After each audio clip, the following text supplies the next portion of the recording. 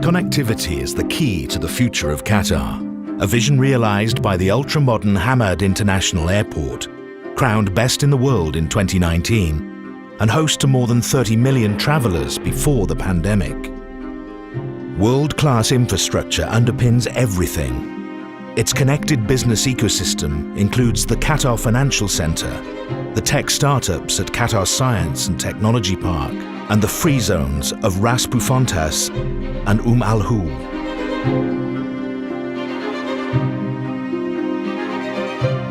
We have two free zones, one next to the airport, which is focused more on the air business, and we have the south one, which is next to the port, which is more focused on industrial and maritime business. The major factor to choose QFZ to develop our enterprise, it is first the fact that it's a free zone concept with a special tax regime. Secondly, it is also very close to airport and a first-class seaport. We have advanced regulations, we have advanced system, and we are using the technology, and we are putting our resources to create partnerships. They can provide you temporary facility in order for you to start your operation before you develop and build your final factory. We are offering one of the best solutions for business and international trade route to come to Qatar and to use our facility here to store their business, to move their product from their country to Qatar and from Qatar to the world. I think that all the companies who want to establish themselves here can consider the QFZ setup as a real asset.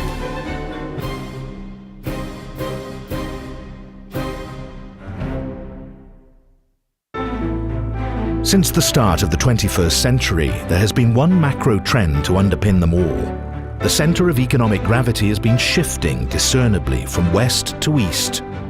The Qatar Economic Forum in June convenes many of the most influential business leaders and policymakers to help create the blueprint for the next chapter of growth. There has never been a more important time to come together and have the big conversations.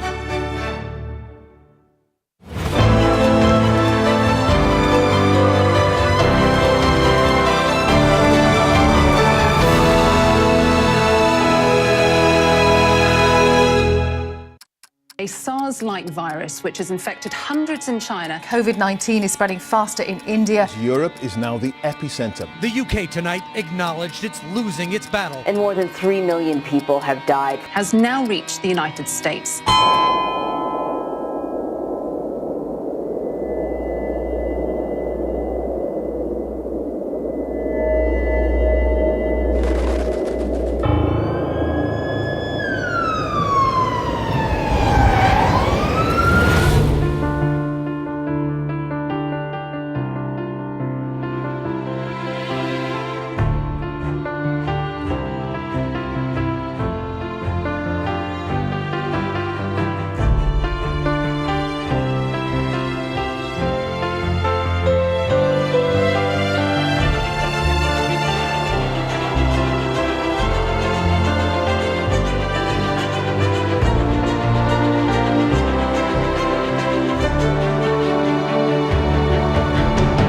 The United Kingdom has become the first country to approve the Pfizer coronavirus vaccine.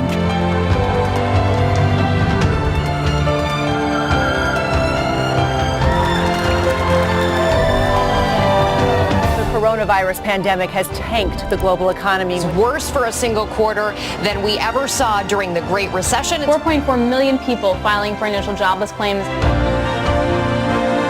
Around 50 countries have begun vaccination programs against COVID-19. Other countries will have to wait a while longer.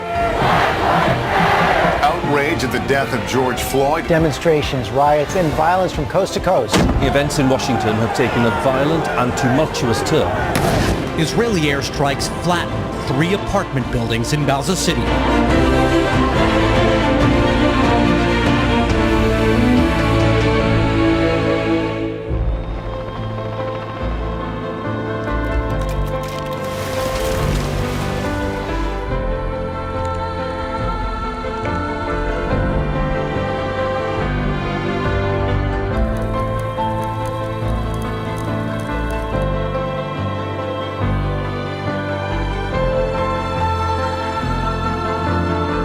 Biden administration's ambitious climate agenda. The change here is just monumental. Coast to coast, signs of reopening. Hundreds of families separated by COVID-19 were reunited at last.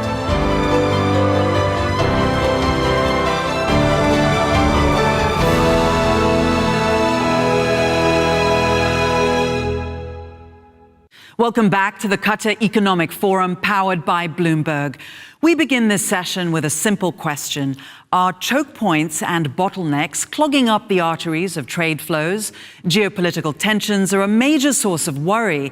The security of trade routes is another. Nations and regions whose economies depend on trade may well see their coffers dwindling if the threats grow. One example is right here in the Middle East. After a regional GDP decline of 3.9% this year, the World Bank forecasts a 2.4% rebound in economic growth. But that recovery will depend on seamless trade flows threatened by growing nationalism and protectionism. I'd like to welcome Bloomberg's Simone Foxman and Qatar's Minister of Commerce and Industry and Acting Minister of Finance for his views on the challenges he faces in trading with a world where barriers are replacing bridges.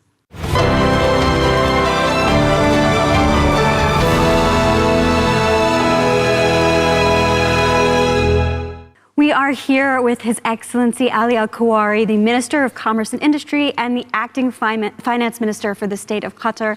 Thank you so much, Excellency, for being with us. I'm going to cut right to the chase. We want to know more about the arrest of the Finance Minister last month. Can you tell us any more about what the allegations were? This was such a big event for Qatar and for the region, frankly. Thank you, Simon. It gives me a great pleasure to be with you today. As all over the news, the previous finance minister there was an order of arrest by the Attorney General, and he is under investigation, for possible charges related possibly to corruptions and abuse of power. Now, mentioning this, these are investigations, and we don't know the detail of these investigations and how long it will take and what will be the outcome of these investigations as we go along. But I must emphasize one thing, as speaking about this, that, His Highness the Emir had made it very clear that, the country will run in the highest standard of transparency, governance, and compliance. And I must say also emphasize that, Qatari institutions enjoys the highest standard of transparency, compliance and governance, and we don't see any issues, with this one, because all the organizations are run to the best standards, business as usual, and people come and go as we speak. What I can say about the investigations, we will see the outcome, and we should, hear the results once we have concrete, results in this one. Well, that's the question I get from investors is, will we know what happens either way? Will we know kind of what the issues were? Absolutely. Qatar runs in a very transparent legal system. And once we have the full details, of the investigations and the outcome of these investigations, I'm sure, the public, the media will be able to know what's going on and what will be the next steps. Mm-hmm. You're acting finance minister now. Any chance you'll remain in that role? Well, what I say, His Highness gave the confidence in me, to run both files, the finance as well as my existing file, commerce and industry, and I'm ready to carry, the positions or whatever the positions the government see suitable for me going forward.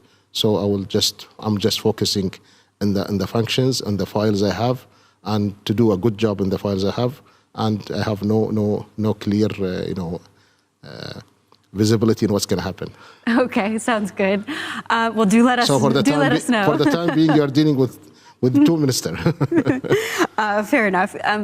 Before you came into the finance ministry, there was an update put out essentially saying that Qatar did not need to raise any more debt this year. Is that something that you agree with, or do you think you'll tap the markets again? Yes. Let me tell you, first of all, when we did the budget and we ran the budget, we ran in a very conservative numbers, which was $40 a barrel in oil. And, giving that conservative position, that the expectation was around 34 billion riyals of deficit for the year. However, we had an excellent quarter, the first quarter. Oil prices, moved in the right directions, and, we had an average of year-to-date around $64 a barrel. This resulted, on a surplus of 0.2 billion riyals for the first quarter.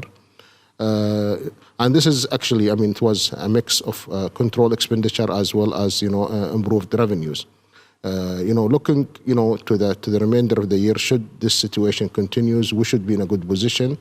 The only time we might need finance just to improve our financial position, or in terms of like if we have an opportunity for debt, like cheaper debt, in the right price. Yeah, yields are so low right now, you know. So, only to be opportunistic. But, from a deficit and from a budget perspective, if the situation continues, we should be in good situation. Yeah, I want to understand this going forward, too, because Bank of America predicts that GDP here could double, essentially on the back of that LNG capacity expansion by 2027. You might not need to raise debt in the future, but, Qatar's position is well liked by the markets. Yes.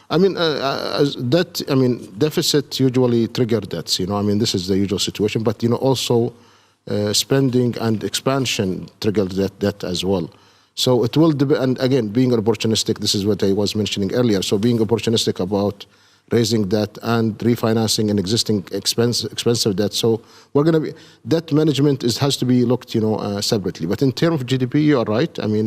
Looks like we are in good shape for the expansion of the oil and gas. This is going to happen in a phased manner, 2024 to 2027. And GDP should have a strong post at that stage, and we should benefit from that post to invest basically in the economy, to invest also, with QIA and enhance our position. Is a value-added tax still on the table? Well, as you know, some GCC countries already started, implementation. We're looking at it, but we don't have a date for this as of yet. Okay. But this is normal. I think many countries, do reforms, and it's very important for us, to diversify the revenues, not to be so dependent on oil and gas. So we have to. One of the streams we're going to be looking at is really the VAT and enhance the tax regime in the country. Let's talk a little bit more about reforms generally. You have been, I know we've spoken about, you're particularly supportive of reforms to make the labor market more flexible, yes. Particularly changing jobs without employee permission. There has been some pushback on this from the highest legislative bodies, the Shura Council. Do you foresee this going backwards? Well, there is no change to that position. Just to confirm this, maybe there was a comment here and there, which was a normal and even a reaction in the public, among the public, to this regulations. But the government, is very decisive when it comes to the labor market reform. So all the reforms announced are going as planned. Sometimes, some regulations you announce the big picture, the big news, but there are some details, into these ones, and these details is very important from regulations and to protect the worker as well as the businesses going along. So there are so many details in this one, but when it comes to the non-objection certificate, the kafala system, the exit visa, all these reforms, Qatar has, announced it and committed to it. So moving forward, even if there is pushback from some parts of the business sector, are there any other reforms that you want to see happen soon? Yes. Well, looking to the future Qatar, our priority here is diversification, and this is in line with our national vision, 2030. So we are pushing, in terms of and when I say diversification, we're going to be focusing on 3 areas. FDI, foreign direct investment, and in that area we created the IPA, the investment promotion agencies, and again, we have enhanced, clusters, business clusters, like we have announced, the QFC, the Qatar Financial Center, where Bloomberg is residing today, and also the media cities coming up. We have the Qatar free zone, already up and running. The second thing is really enabling the private sector. And in that area, we have launched in 2020 the PPP, law, which is basically talks about how we can enable the private sector and make them participate and move away from government-led, economy to a more private-led economy. So that's another thing we are doing. And the third area is really the business environment and the ease of doing business in Qatar. And we have many reforms, just to look to where we do business. We have announced, a law on 100% foreign ownership in businesses. Recently, the the Council of Ministers, they have announced also 100% ownership in all listed companies. Now it's allowed, and some companies already announced that they will move in that direction. So we are moving with these reforms and making sure the business environment is going to be very attractive in terms of diversification.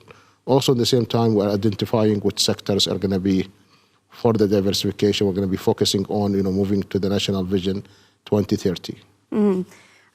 Do you see the rise of investor activism from Europe, the United States in particular, around ESG? Do you see that impacting the way that Qatar develops and the way the business climate goes? Well, to the contrary, I think Qatar is very well positioned, when it comes to the ESG. And I must say, first of all, in terms of ESG, we talked about the gas expansion, we're doing in terms of uplifting the production by 50% in a phased manner. And we believe, the LNG is a clean energy and it's going to be the medium, term, energy, tool for the world. So investing in that, seems to be very, very, very convenient. And we understand that the oil is going to be, under challenge in this one. Qatar has lost about 6.4% of its population. I know it's important to you to bring in foreign high-tech workers, skilled workers, knowledge economy workers. Do you think that the country is going fast enough? Yeah, well, as I say, at the moment, what happened in the last few years, we were focusing so much more in the infrastructure and the construction. And usually this brings, a different kind of population, which is the blue-collar workers, which are okay, but in terms of economic return, it's not as good, of course, as when you get to the white-collar. Now, our diversification is built around building the white-collar workers in Qatar and changing the mix, the population mix going forward. And once we finish with the World Cup, we should see, a reduction on the construction projects and more economic intensive projects, like in the manufacturing, in the technology, in the innovation side, in the food hub, in the logistics, and that's automatically should trigger a white collar population.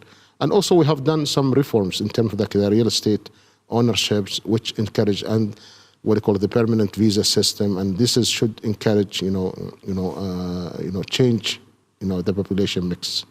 Everyone's going for this top talent across the GCC. How do you bring in these workers when there's such competition from Dubai, Saudi Arabia now trying to pull workers to Riyadh in particular? Yes. Well, competition is good. Makes you work harder. That's for sure.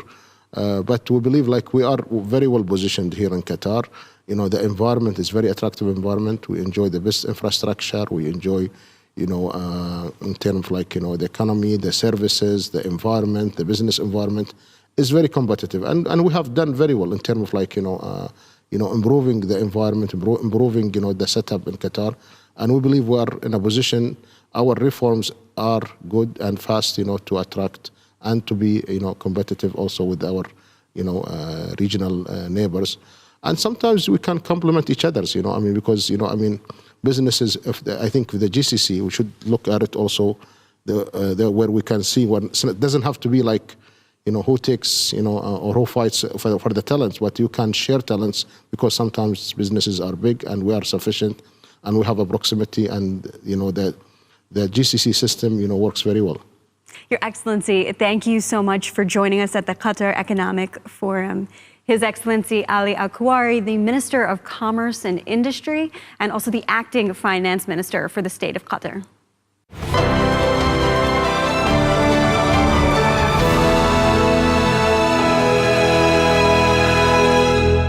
Joining me now is Dr. Ngozi Okonjo-Iweala, the Director General of the World Trade Organization. Madam Director General, it's so good to see you after such a long time. Thank you so much for being with us. Let me start by asking you, what do you see as the three biggest challenges of the WTO? Well, thank you, Zain. It's great to see you. I think let me start with the first one, I think, is for the WTO to be seen to be relevant to today's problems, to solving the issues of the day. And I'll just take the pandemic, for example. I think the WTO and trade is very relevant to helping us get out of this pandemic. Trade has already been instrumental in getting medical goods and supplies around the world, has been resilient. You know, even though trade fell by 7% in value, last year in 2020, trade in medical goods and supplies actually rose by 16%. And it's WTO rules that underpin all this trade and make for stability and predictability. So, and for the pandemic, the WTO's monitoring function, which includes looking at export restrictions and prohibitions and all the things that might impinge on the supply chain for goods, inputs and outputs, goods for making vaccines, therapeutics, and diagnostics. That's a very important function, because if the export restrictions are not dealt with, then you can have blocks in the way of increasing and scaling up the supply of medical products, especially vaccines. So that's the first. And the WTO is very relevant to that. I think the second is restoring the WTO's negotiating function and making it lead to wins. The WTO has not had a successful multilateral negotiation for some time. And we have in front of us now the fisheries subsidies negotiations, which is designed to deliver Sustainable Development Goal 14.6, the sustainability of our oceans and our fisheries. This has been going on for 20 years. I think concluding it will mean a big success for the WTO and will bring back the negotiating function. Among other types of negotiations the WTO can deliver. And finally, on the dispute settlement function, the WTO is unique in having a place where all members, all countries in the world can bring their trade disputes. And this system, the dispute settlement system, has been paralyzed for some time due to disagreements between members on how it should work. We need to reform and restore this and reinvigorate it. And I think these are the three big challenges we really need to solve at this time. The momentum toward globalization was already being slowed before the pandemic. In terms of trade going forward, how do you think that this momentum can pick up? Will it? Yes, Zain, I think you're right that momentum was slowing, and that was because in the period between the 1990s to say 2005, we had a unique period in the globalization story in which China, the East European countries, they were all sort of integrating into the global economy and into trade. So there was a very big momentum. You also had periods of really important cases of liberalization by members of the WTO. So there was a big impetus to trade and to globalization during that time. So before the pandemic, as you said, it started slowing down. And of course, with the pandemic, we've seen, the negative growth rates of trade, as I just mentioned, with respect to last year. But let's look at it this way. I believe that trade will come back. Perhaps the growth trend will be lower than what we have seen in the past. But I still believe that there's a opportunity and momentum, because let's look at globalization. You know, some people say that there's a deglobalization going on, but I prefer to think of a reglobalization in which those parts of the world that were left behind. And those peoples that were excluded during this period of fast globalization will be brought back in. There are some continents like the African continent, you know, the trade for Africa as a percentage of global trade is just 2 to 3%. We can reintegrate the continent, reintegrate poorer countries who are not part of this globalization, reintegrate people who were marginalized. And this can be part of bringing the globalization back and bringing trade back as well. You are sitting right in the middle of a hot debate right now, the potential waiving of intellectual property rights in vaccine production and distribution. What is your personal perspective on this issue? Zain, yes, we do have an important debate and potentially negotiations going on at the WTO among members. Let me begin with this. The fact that there's such vaccine inequity around the world, inequity of access, a situation in which you have, let's say, 3 doses per 100 people on the African continent that has been administered and up to 71 in developed countries. It's just not acceptable. So I just think that this vaccine inequity doesn't work. It's to the benefit of the whole world to have everyone vaccinated so we can all come out of the pandemic. Let me begin with that. But with specific reference to the debate on the IP waiver, you know, as Director General of the organization, I have members on both sides of that debate. So I cannot offer,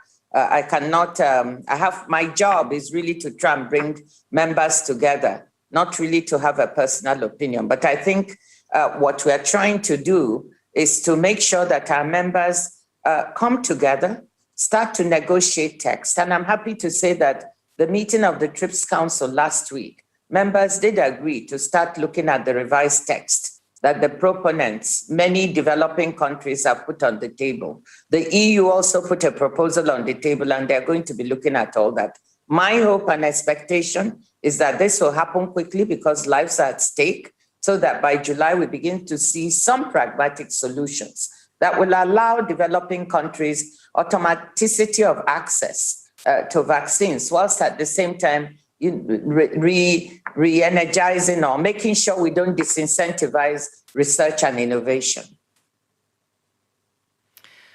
One key issue that we're all talking about as a global priority is climate change as well, and the rising socioeconomic inequities. And they're really bringing into sharp focus the issues of sustainable development.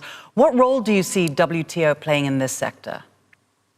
Well, first of all, let me say that on the issue of biodiversity, for instance, WTO is playing a big role. I mentioned the fisheries subsidies negotiations, where we're trying to support the biodiversity of our oceans. So that's the first point. On climate change, issues of incentivizing the use of climate-friendly goods and services is very, very important. So trade in renewables, encouraging that. We had a negotiation going on environmental goods and services, which stopped in 2016. I hope we can revive that. We also have discussions going on plastics pollution and how we are going to approach that from the trade side. I think that is very important. So these are some of the ways. Of course, the whole issue of carbon emissions and possible global carbon tax. These are issues we're all looking at to see how that would work. And I have to ask you this because it's an important question for me and for women and our whole African continent, in fact. What does it mean to you personally, as well as the world, on your election as the first woman and the first African to be Director General of the World Trade Organization? You know how proud we are of you.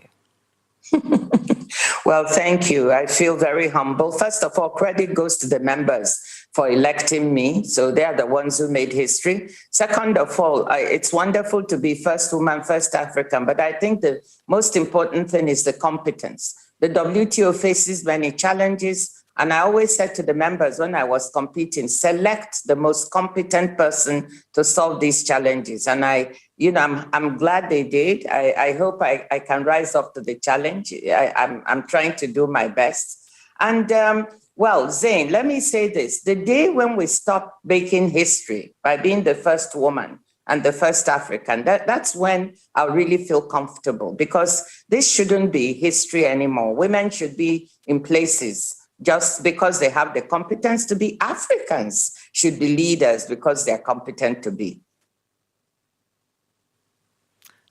Thank you so much, Dr. Ngozi Okonjo-Iweala, Director General of the World Trade Organization. Thank you so much. Thank you, Zain.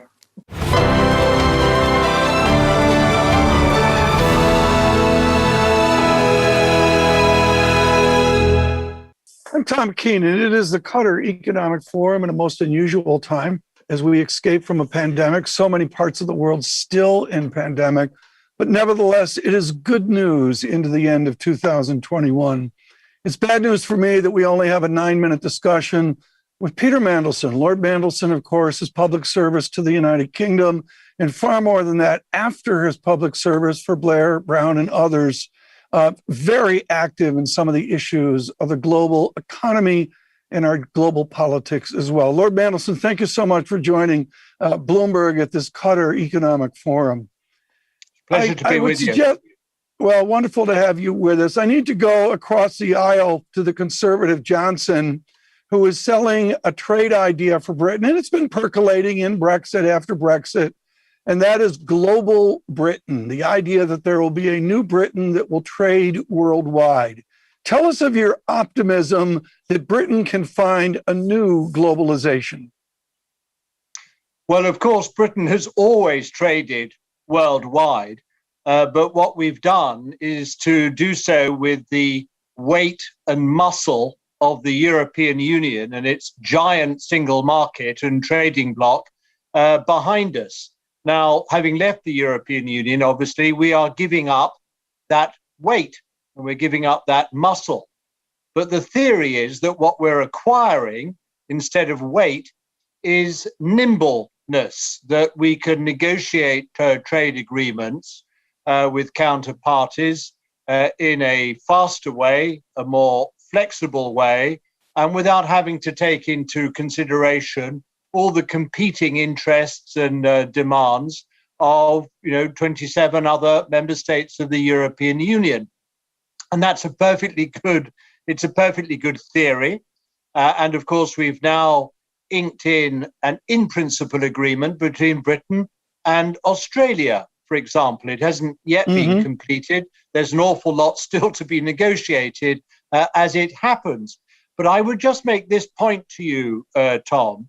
Sometimes speed in trade negotiation, and I speak as a former trade commissioner for the European Union, sometimes speed in trade negotiation can be the enemy of what's good, let alone perfect, because you're so keen on getting a political result that you sort of skip over the detail and you don't force the result on your terms that you might otherwise be able to do if you go in a slightly slower and more pedantic way. So, yes, you can be more flexible, but sometimes it's as well to show your counterparty that you are prepared to slow things up, that you're even prepared to walk away from a trade negotiation if necessary. And we've got to show that. Otherwise, what we will end up is optical trade agreements, political trade agreements, rather than those with real content and real substance. One of the most difficult interviews I've had this year was with Lord Patten, actually a set of interviews. And of course, this touches upon the United Kingdom and the new events, the new political economy, and certainly the new politics of Hong Kong as well. You've provided real leadership looking at Great Britain and looking at China. Let's start, first of all, with a general statement on how the United Kingdom must approach China, the new Great Britain and the new China. Well, I think what you're seeing across the West, I mean, the United States, but also the European Union and its member states, but also additionally Britain, is a rethinking, a recalibration of our relationship with China. That doesn't mean to say that we're turning against China, that we want to contain or defeat China. But nonetheless, there is a feeling that we need to give more weight to issues to do with human rights, the rule of law, but also that in our trade relationship, we need to be playing on a more even playing field. And I personally support that. But, you know, we're not just trade competitors with China. We are also multilateral partners with China, for example, on climate change, as well as I say, geopolitical rivals. So, you know, there are different facets to this relationship. And I think that whilst we are rethinking and recalibrating, I don't believe this will mean that either in Europe as a whole or in Great Britain, we will go as far as the United States might want us to do in completely rethinking that relationship with China. I am fascinated, and this, of course, is with your politics of the left and a new left, if you will, the dynamics of domestic United Kingdom politics. Peter Mandelson on what the British banks should do in Hong Kong. And I mean this within the Qatar Economic Forum, a broader view, not so much the actual mechanism of banking in Hong Kong. We see Hong Kong and Shanghai Banking Corporation, HSBC, move so much over to Hong Kong. But what would be your counsel of what the British financial system should do when they see a new Hong Kong? The British financial system has to do business in Asia as a whole, in China in particular, and of course that includes Hong Kong. And naturally, we don't make the laws in those countries in Asia, and certainly not in China or Hong Kong. We have to abide by the laws that are locally made, even if there are many aspects of them with which we disagree. But it's unthinkable for us simply to pull stumps and walk away from Hong Kong. We're not prepared to do that. But we have signed up to an agreement, as you know, when we handed over Hong Kong to China from British rule, that saw Hong Kong incrementally move more and more into the orbit of mainland China. That doesn't mean to say that we have no further interest in democracy and the rule of law in Hong Kong. We will express our views, but we have to be realistic because we have signed up to that handover. We did so many years ago, and we have to live with that. Lord Mandelson, and one final question, if I could, and I'm embarrassed at the short conversation. You and I could go for hours here. There's so many good events to speak of. And that is the theme of this economic forum, which is on the supply constraints, the shock of a pandemic that's out there. Do you see a permanence to the supply dislocations so many of our attendees are living? No, I don't. I think what the experience of the pandemic has taught us is that overwhelmingly global supply chains are resilient. They've served us well. They've not broken down.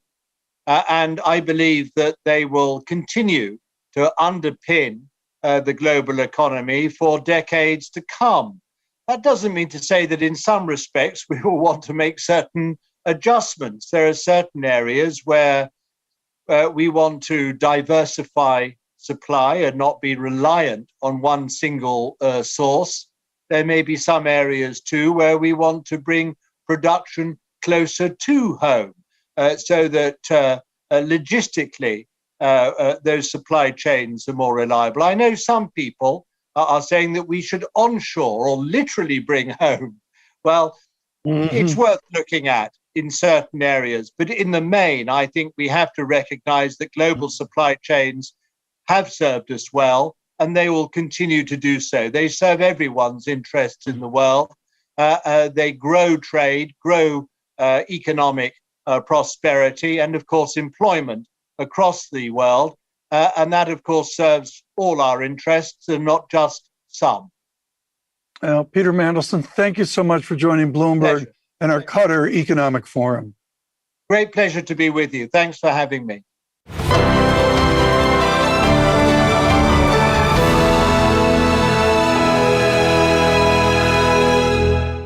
Joining me now is Aliko Dangote, founder, president, and CEO of the Dangote Group. Aliko, it's so great to see you. It's been a very long time. Thank you so much for being with us on this program. Let me start by asking you, how has the Dangote Group navigated the pandemic? Well, thank you very much, Zen. Well, the Dangote Group really navigated very, very well, because what we did was actually, first of all, the safety of our people is very, very key and very important to us. So we made sure that everything was done perfectly well, during the pandemic, to make sure the safety of our people is put in place. And, we did quite a lot of innovations where, we made sure that, we focus on our own supply chain. And then apart from focusing on our supply chain, we made sure that, we cut cost and to make sure that, everything turns out to be okay. So at the end of the day, the result was that we did much, much better. In the cement business, we did 37% more than 2019 in terms of profit after tax. And then we did about 35% in the food business, after tax, our profit after tax. So when you look at this, really, we thought we were actually going to go into the negative during the 2020 results, but we came out much, much better because of all the innovation we put in place. What kind of innovation? Could you give us an example of maybe one of the things you did? Well, one of the things that we did actually, was to make sure that we, the supply chain was done perfectly so that there won't be any disruptions. Because if you remember, there are quite a lot of lockdowns all over the place. So we needed to make sure no disruption in our supplies. And then, the market also went up, the demand of our goods, went up because we were able to supply our goods right on time and also to satisfy the customers. So with that, really, it gave us a lot of, headroom to make sure that we did a lot of volume, and that actually translated into making more money. What kind of investments are you making in Africa right now? Well, right now in Africa, we're making quite a lot of investments, totaling about $19 billion. We are doing the single largest refinery of 650,000 barrels per day, which is almost 1/3 of Nigeria's production.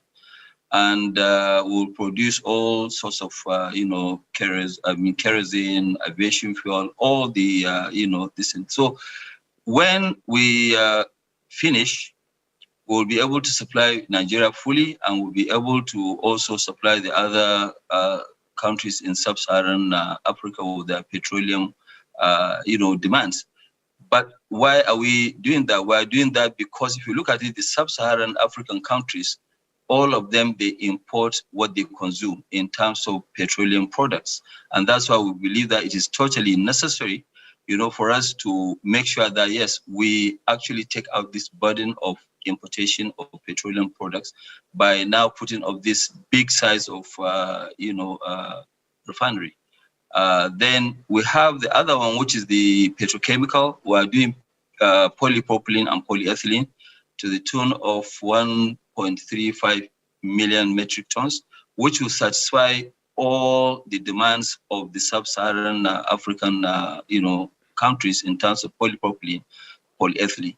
The third one we are doing is the fertilizer, which is urea, 3 million tons. Is going to be the only urea plant in the sub-Saharan African countries, which will be able to supply to all the other major consumers within the within the sub-Saharan African continent. So that can actually help to boost our agriculture, and we don't really have delays in terms of supply of our own urea demands.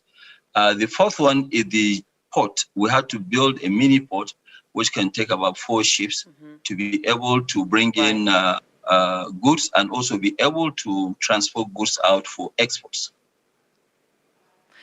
Well, where are you intending to export the fertilizer? Well, The export of fertilizer, you don't believe that our first shipment, which will happen by end of June, beginning of July, is going to Louisiana in the United States of America. But majority of our export is going to be in, Brazil. Brazil will take majority of our supplies. So apart from meeting the domestic demands, we are now going to be able to earn quite a lot of money exporting the goods to the South American countries. Let's focus our conversation a little bit now as well on the continent itself, on the intra-African trade. And the really big deal in Africa is the African Free Trade Continental Area Agreement. Could you tell us a little bit about why it's so important and whether you think it will give Africa a real boost? Well, then definitely it is going to give Africa, the AfCFTA will actually create the largest free trade area in the world. You have to get that, measured by the number of participating countries, because you have 54 countries that will be participating, and also you have a population of 1.3 billion people. So this will actually create quite a lot. And as you know, we have a combined GDP of about 3.4 trillion as of today. The boost will come within the next about 5 to 10 years, where now we are going to move from the intra-trade of only 16% to now 52%. If you look at it, even Asia is 59% and Europe is 68%. So this will actually help in terms of creating a lot of jobs, because by 2034, as you know, we will have about 1.1 billion working class, by that period. So I think this will actually help to boost the economy of all the African countries. The smaller countries where they actually don't have their markets, they now have a market. So that's what we are actually looking at. And just briefly, Alhaji, what do you think the most important thing anyone looking at Africa today from an investment standpoint should understand about the continent? You've talked about the CFTA, the potential opportunities that exist. Is there anything else that you'd like to share with us as a final thought? I think as a final thought, in Africa, you need to look at first, agriculture. We have 60% of the world's arable land where we can actually, grow a lot of food and, export, where majority of other countries, they actually run short of land. We have the best climate. We can grow almost anything. So what we are now trying to do is to focus on manufacturing and agriculture. These are our strengths in Africa. So I believe we can do quite a lot by feeding the world, the sky is the limit. Apart from that, we will now go into, because a lot of countries in Africa, they have a lot of gas reserves. So when you look at that, it will help us to now do a lot of, polypropylene, polyethylene, all the petrochemicals. So we can be a hub in terms of supplying the world with their LNG, with their, petrochemicals needs. Aliko Dangote, thank you so much. Really great to see you. Great to speak to you, Alhaji. I hope it's in person one day very soon. Thank you. Asante. Thank you very much, Zen. Thank you.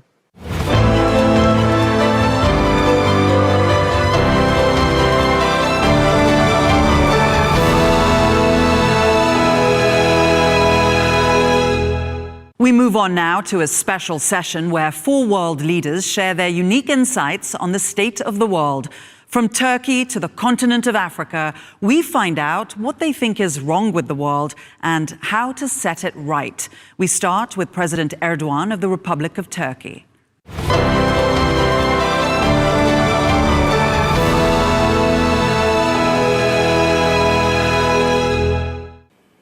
Bismillahirrahmanirrahim. Aziz kardeşim, Katar Emiri Şeyh Temim, kıymetli devlet ve hükümet başkanları, saygıdeğer misafirler, sizleri şahsım ve milletim adına en kalbi duygularımla selamlıyor. Katar Ekonomik Forumu'nun hayırlara vesile olmasını diliyorum. Toplantıya çevrim içi olarak ev sahipliği yapan başta aziz kardeşim Şeyh Temim olmak üzere tüm Katar makamlarına teşekkür ediyorum. Koronavirüs salgını sebebiyle son 1,5 yıldır küresel ekonomi sancılı, sınamalar ve belirsizliklerle dolu meşakkatli bir süreçten geçiyor. Son asrın en büyük sağlık krizi olarak nitelenen bu salgın, aşı konusunda yaşanan onca ilerlemeye rağmen dalgalar ve yeni varyantlar halinde ülkemizi etkilemeyi sürdürüyor. 2020 yılına dair ekonomik veriler dünyamızın nasıl bir girdabın içinde olduğunu göstermeye yeterlidir. Mesela 2020 yılında dünya ekonomisi %3,5 küçülmüş, küresel ticaret %10'a yakın daralmıştır. Uluslararası doğrudan yatırımlar %42 azalırken 90 milyondan fazla insan aşırı yoksulluk sınırının altına düşmüştür. Küresel borç toplamı 282 trilyon dolara ulaşarak tarihin en yüksek seviyesini gördü. Gıda fiyatları ve metal fiyatları dünya çapında son 10 yılın rekorunu kırdı.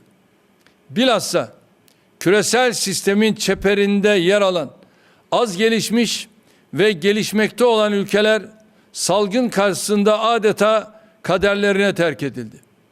Aynı kayıtsızlığın salgına karşı en önemli silahımız olan aşı meselesinde de sergilendiğine şahit oluyoruz. Dünyanın 100'e yakın ülkesinin halen ilk doz aşıya dahi ulaşamadığı vahim bir tabloyla karşı karşıyayız. Üstelik yapılan analizler 2023 yılına kadar 85 yoksul ülkenin aşıya erişim imkanı bulamayacağını işaret ediyor. İnsanlık olarak bize büyük bir aile olduğumuzu tekrar hatırlatan salgın ne yazık ki küresel dayanışma açısından bir fırsata tahvil edilemedi. Aşı ve ilaç adil bir şekilde tüm ülkelerin kullanımına açılmadıkça küresel ekonomik canlanmanın da mümkün olmayacağını biliyoruz. Türkiye olarak bu hassas dönemde sorumluluk üstlenmekten kaçınmadık. Dost kara günde belli olur diyerek 158 ülke ve 12 uluslararası kuruluşa tıbbi malzeme desteğinde bulunduk. Bir taraftan farklı kaynaklardan temin ettiğimiz aşıları vatandaşlarımıza uygularken, diğer taraftan da henüz aşıya ulaşamamış dost ve kardeş ülkelere yardımcı olmaya çalışıyoruz. Katıldığımız tüm platformlarda aşı meselesinin yeni adaletsizliklere yol açmaması gerektiğinin altını çiziyoruz. Yıl sonuna doğru kullanıma hazır hale getirmeyi planladığımız milli aşı çalışmalarımızı da bu hassasiyette yürütüyoruz. Türkiye'nin geliştirdiği Covid-19 aşısının inşallah milletimizle birlikte tüm insanlığın da aşısı olacağının müjdesini buradan paylaşmak istiyorum. Burada giderek küresel boyut kazanan ırkçılık virüsüne de değinmekte fayda görüyorum. Salgın sadece ekonomik adaletsizlikleri derinleştirmekte kalmamış, aynı zamanda İslam düşmanlığı ve göçmen karşıtlığını da alevlendirmiştir. Bugün birçok batılı ülkede kültürel ırkçılık, farklı dinden, inançtan, renkten olana tahammülsüzlük koronavirüsten daha tehlikeli bir hal almıştır. İstatistikler buzdağının sadece görünen kısmı olsa dahi sorunun ulaştığı boyutları ortaya koymaktadır. Batı'da ırkçı ve İslam düşmanı saldırılar son 5 yıl içinde %250, bu saldırılarda hayatı kaybedenlerin oranı ise %700 artmıştır. Camilere, derneklere, Müslümanlara ait iş yerlerine, Müslüman kadın ve gençlere yönelik ırkçı eylemlerin de tırmandığını görüyoruz. 2019 yılında Yeni Zelanda'nın Christchurch şehrinde 51 kardeşimizi bizden koparan vahşi saldırının yaraları henüz kapanmamışken 2 hafta önce Kanada'da gerçekleşen benzer bir terör eyleminin haberini aldık. Sokakta yürüyen Müslüman bir aile, İslam ve insanlık düşmanı bir terörist tarafından alçakça katledildi. Irkçı terör saldırıları sadece Müslümanları değil, Musevileri, Afrikalıları, Asya kökenlileri, Romanları da hedef alıyor. Ancak uluslararası medya ve insan hakları örgütleri bu tür eylemler karşısında bırakınız tepki göstermeyi, derin bir sessizliğe bürünüyor. DAEŞ'la mücadelede sergilenen küresel dayanışmanın terör parantezine alınarak Müslüman düşmanı akımlara karşı da gösterilmesi şarttır. Diğer türlü insanlık medeniyetler çatışması denilen senaryolarından kendini kurtaramayacaktır. Kıymetli dostlarım, salgın sonrasında dünyamızın ekonomik, sosyal ve siyasi bakımdan büyük değişimlere sahne olacağını şimdiden görebiliyoruz. Türkiye olarak hazırlıklarımızı içinde bulunduğumuz asra ve geleceğe damgasını vuracak uzun vadeli bir vizyonla yürütüyoruz. Salgın her ne kadar ülkelerimiz ve ekonomilerimiz için riskler oluştursa da aynı zamanda pek çok fırsat penceresi de açıyor. Salgın döneminde sadece sağlıkta değil, üretim, lojistik, kamu güvenliği, istihdam, sosyal destekler alanında da ülkemiz pozitif yönde ayrıştı. Asya merkezli üretim ağına alternatif arayışlarında 3 kıtayı birleştiren stratejik konumuyla Türkiye daha fazla ön plana çıkmaya başladı. Olumsuz ekonomik iklime, tedarik ve lojistik zincirlerindeki aksaklıklara ve artan korumacılığa rağmen 2020 yılını büyümeyle kapattık. %1,8'lik oranla G20 içerisinde en yüksek büyümeyi kaydeden ikinci ülke olduk. Yine bu dönemde G20'de sanayi üretimi en çok artan devletler arasında yer aldık. 2021 yılının ilk çeyreğinde yakaladığımız %7'lik büyüme oranı yılın geri kalanı için beklentilerimizi artırdı. OECD tarafından yayınlanan son raporlarda Türk ekonomisi için 2021 yılında %5,7 ve 2022 yılında %3,4 büyüme öngörülüyor. Bu OECD üyeleri arasında öngörülen en güçlü toparlanmalardan biridir.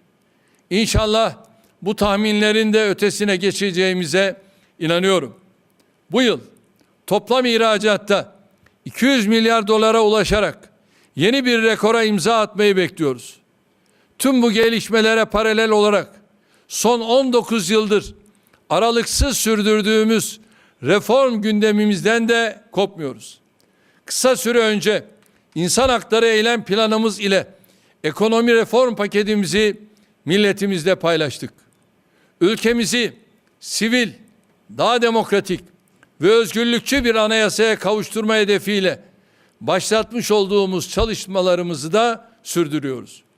Yine bu süreçte bölgemizdeki sorunları çözmek, küresel istikrar ve barışa katkıda bulunmak için yoğun bir diplomasi trafiği yürütüyoruz. Karşılıklı saygı ve eşit ortaklık temelinde komşularımızdan başlayarak bölge ülkeleriyle işbirliğimizi ilerletmekte kararlıyız. Türkiye'nin Suriye, Libya ve Doğu Akdeniz'de attığı adımların ne kadar isabetli ve yerinde olduğu son günlerde daha iyi anlaşılmıştır.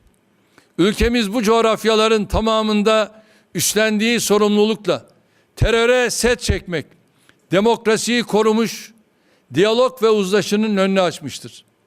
Katar'a yönelik uygulanan haksız abluka ve yaptırımların kaldırılmasına ve kardeş Körfez halklarının yeniden kucaklaşmasına imkan tanıyan Körfez İşbirliği Konseyi kararlarından duyduğumuz memnuniyeti de burada tekraren ifade ediyorum. Bu düşüncelerle sözlerime son verirken forumun hayırlara vesile olmasını diliyor. Başta aziz kardeşim Şeyh Temim olmak üzere düzenlenmesinde emeği geçen herkese teşekkür ediyorum. Sizleri bir kez daha saygıyla selamlıyor. Allah'a emanet ediyorum. Kalın sağlıcakla.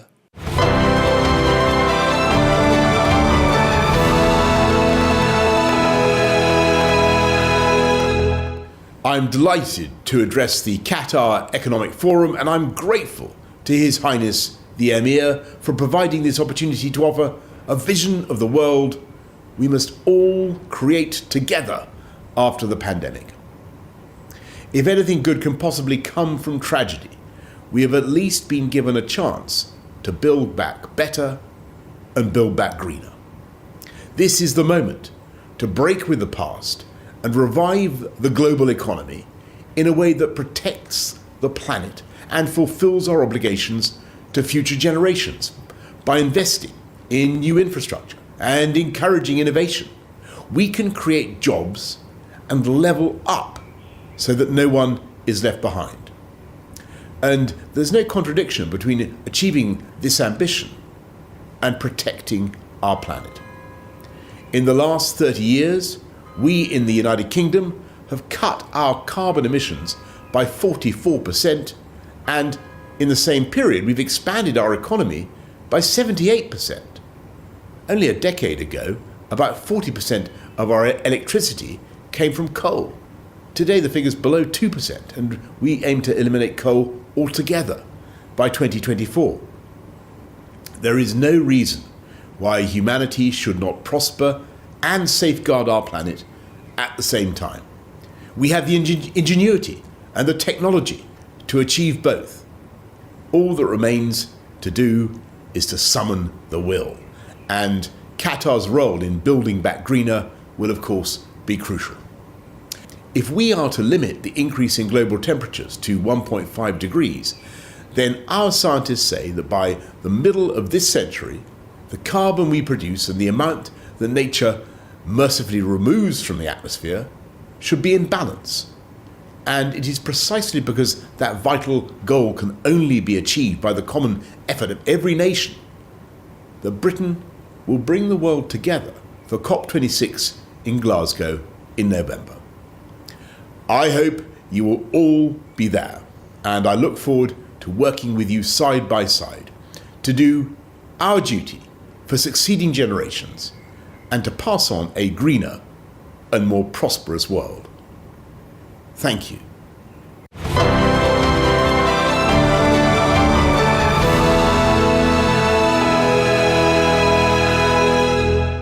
Hello, I'm Leanne de Bassompierre, and I'm with the Prime Minister of Ivory Coast, His Excellency Patrick Ashi. Prime Minister, first off, you had a recent health scare. How are you doing now? I'm doing fine. As you know, the last couple of years was quite hard, and we had to be very concentrated, and there was a lot of work, and I needed to have a little bit of rest. I was like burnout, so now I feel much better now. That's great to hear. That's great to hear. Of course, Ivory Coast is the world's #1 cocoa producer, and it relies very heavily on the European Union for the sale of its beans. And now with proposed sustainability laws that threatens some of the country's exports, what is Ivory Coast doing to prepare for them? Thank you very much. You're right. Côte d'Ivoire is the first world producer of cocoa, producing 40% of the world production, which represent around 2 million tons. That represents also here 40% of our domestic growth, and also 40% of our export, of total export, 47%. And that feeds between 5 and 6 million people. So you can represent how important it is for us. We heard about the legislation that was going to be set up in the European Union about a year ago. And since then, we set up a team that is going to work with the group they have here called the European team, Euro team. And we've been working together and preparing for that legislation to come up. I think the 3 key issues they pointed out was deforestation, was also about the cocoa price to the producer, having a decent price. And the third one was the child labor. We've been setting up and working on a lot of legislation, and now we're doing our best on the implementation side. But I think that we're going to be ready for the implementation of that legislation, which will be not only in cocoa, but I think that in many other areas. I think the US is thinking about the same thing, and on our 2030 vision, which will start with the 2021 and 2025 plan, we're going over every single raw material that we're working in to be sure that it will be produced on the paying attention and respecting sustainability, which is now, as far as the world consumer are concerned, really a serious matter of subject of concern, I should say. So yes, we've been preparing. Yes, we know something is going on. Yes, we think we're going to be ready.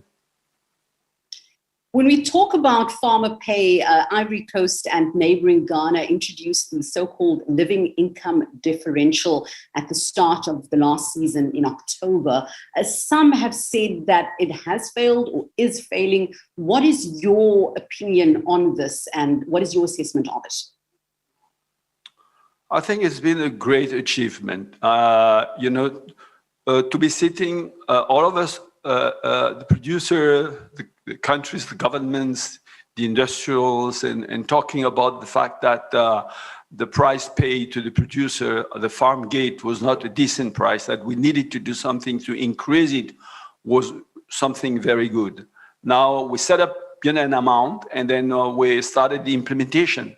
As you know, on this kind of project, the starting is not always easy, the implementation phase. So that was the first campaign that we started, and we think that so far it's been so-so, but we think that by next campaign, things should go much smoother, much further down, and I think that there is the political will by, in the side of the government, as well as the industrial, as well as Europe and everybody. So we don't think why it shouldn't be, move forward. Okay. So I'm so far happy with it, and I think it's going to work. Okay, Ivory Coast has recently launched an anti-terrorism center at a time where jihadist attacks are moving south. What are your thoughts on France's plans to end its Barkhane military presence and its potential impacts on regional security?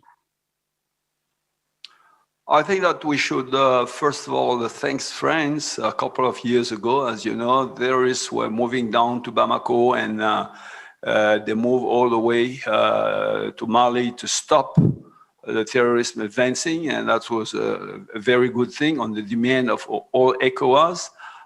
President Alassane Ouattara was at that time heading, ECOWAS.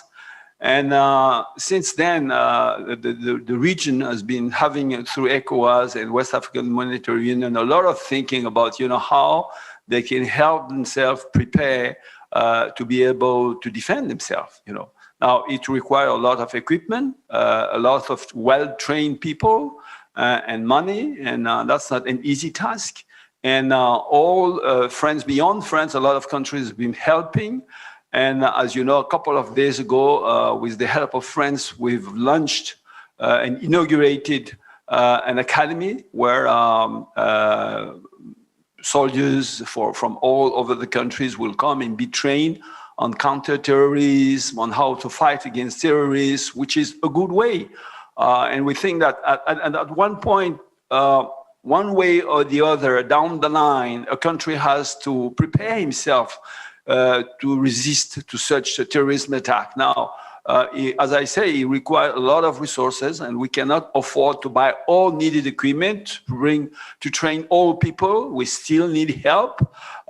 We cannot comment on French decision, but what we're saying is that the West African Union and the ECOWAS is also preparing ways to be able to defend itself against terrorists. As I say, we have this training center. We're putting more and more money on equipment, on training of people. And we think that down the line, I don't think France is saying that from one day to the other they're going. I think there will be a roadmap that will be discussed with all main concerned countries, and step by step, as we move forward, getting much better prepared to fight against terrorists ourselves. Maybe they will retreat slowly and smoothly. That's what I think. I don't think they want to leave the region just like that as we are right now. But I think that it's a common concern for all of us, not only Africa, but Europe and all the world, the issue of terrorism. So we're working together on that. And I think that, it's something that will move forward. Great. I don't think there will be any major damage on the process. Thank you very much, Prime Minister. You're very welcome. Thank you so much to you.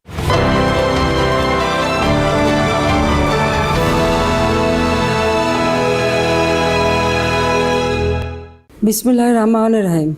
His Highness Sheikh Tamim bin Hamad Al Thani, heads of state and government, Excellencies, ladies and gentlemen, Assalamu alaikum and a very good evening.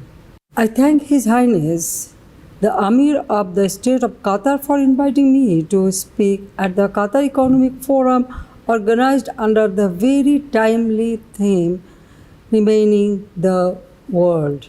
There exists a strong brotherly relation between Bangladesh and Qatar, spanning over a wide range of areas including economic and technical cooperation, trade and investment, defense, education, tourism, culture and sports, and human resource development. Excellencies, the COVID-19 pandemic has exposed our world to multiple setbacks and fragilities. It has already claimed millions of lives and bettered the economies. We need strong global cooperation to overcome this difficult time. We firmly believe that the COVID-19 vaccines should be declared as global public goods, and the developing countries and LDCs that have capacity be given the necessary support to produce the vaccines. As we are witnessing the challenges, we need to take immediate, collective and concerted actions together to help mitigate the impact of the pandemic through expanding trade, business and investment for our common prosperity. The Qatar Economic Forum has provided us the platform to identify opportunities and share ideas and solutions to achieve that goal and prepare ourselves for countering the future crises efficiently. Excellencies, Bangladesh has achieved sustained growth of more than 6% over the past decade. We received the final recommendation to graduate from the LDCs. While fighting the current pandemic, we have been trying to strike a balance between lives and livelihoods. Our government has so far announced various stimulus packages amounting to $15.1 billion. Despite the pandemic, our GDP growth reached 6.1% in 2020 to 2021, one of the highest in the world.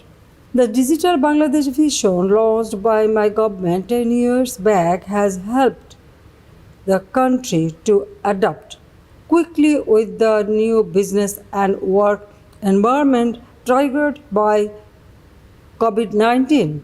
Ladies and gentlemen, Bangladesh has excellent investment environment and is offering a wide range of incentives.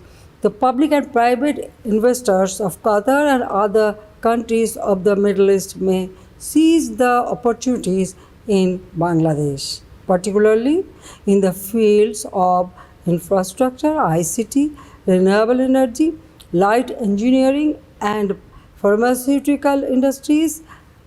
and jute and agro products. Excellency, over the past few years, we have been observing the rise of populism, anti-globalization sentiments, and economic protectionism around the world. We have to stand together to strengthen multilateralism as a precondition to expanding economic activities. We need to ensure peace and stability everywhere in the world. The COVID-19 is a litmus test for the global solidarity. The 2030 Agenda, the Paris Agreement, and the Addis Ababa Action Agenda can be our blueprint to overcome this crisis. I would like to put forward few suggestions to consider in framing post-COVID-19 economic recovery plan. Number one, we need to take ambitious climate action to meet the goal of the Paris Agreement. Number two, we must leverage science, technology, and innovation for closing the digital divide. Three, we need targeted international support to revitalize global trade and export earnings. 4. The host countries, business leaders, and investors in the region should contribute to the reintegration plan of migrant workers highlighted as vulnerable group. 5. There must be new international support measures for the graduating LDCs to prevent any possible slide back due to the pandemic. And finally, we need an inclusive, sustainable, and holistic recovery plan for shared prosperity. In order to ensure sustainable and equitable order after the pandemic, we need whole of the world approach now. Thank you all again.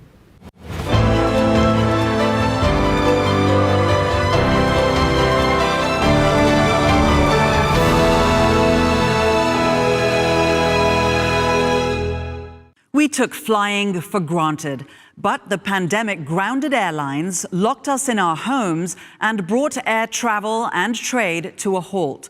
Will we ever get back to the way it used to be?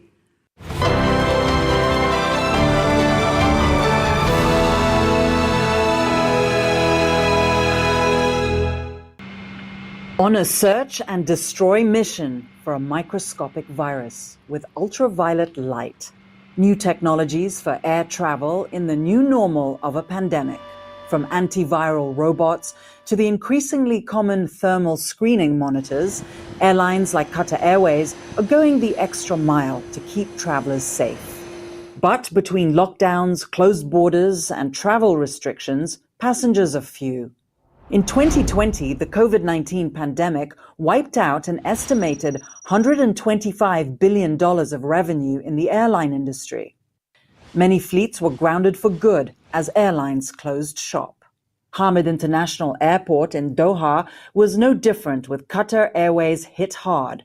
Planes on average are 40% full. We had the same negative impact and a drastic fall in passengers than any other airline in the world. Right. But the difference at Qatar Airways, we continuously flow through the pandemic.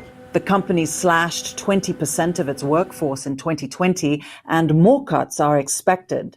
The fleet of Airbus A380s are proving to be an overhang on recovery.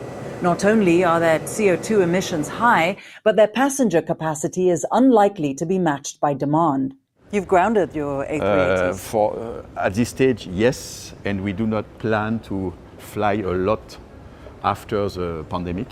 Why? Because you have today, if you fly a 380, 80% more CO2 emission versus an Airbus 350, and it's just not responsible towards the planet to do that.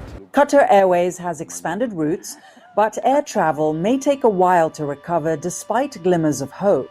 The US market is now rebounding more The African market is showing some signs also. Qatar Airways is a strong advocate for vaccine passports as a necessary move to save the industry. So do you think that vaccine passports are going to become something that is going to be implemented, a thing of the future? I think yes, it has to be to simplify the life of the customer and to go back to a more seamless process. Qatar Airways is working with the International Air Transport Association on a digital health pass with standardized rules. But vaccine passports open the door to potential discrimination. Less vaccinated regions, such as Africa, may not be given equal status as those from rich countries. And besides, corporate travel has a competitor.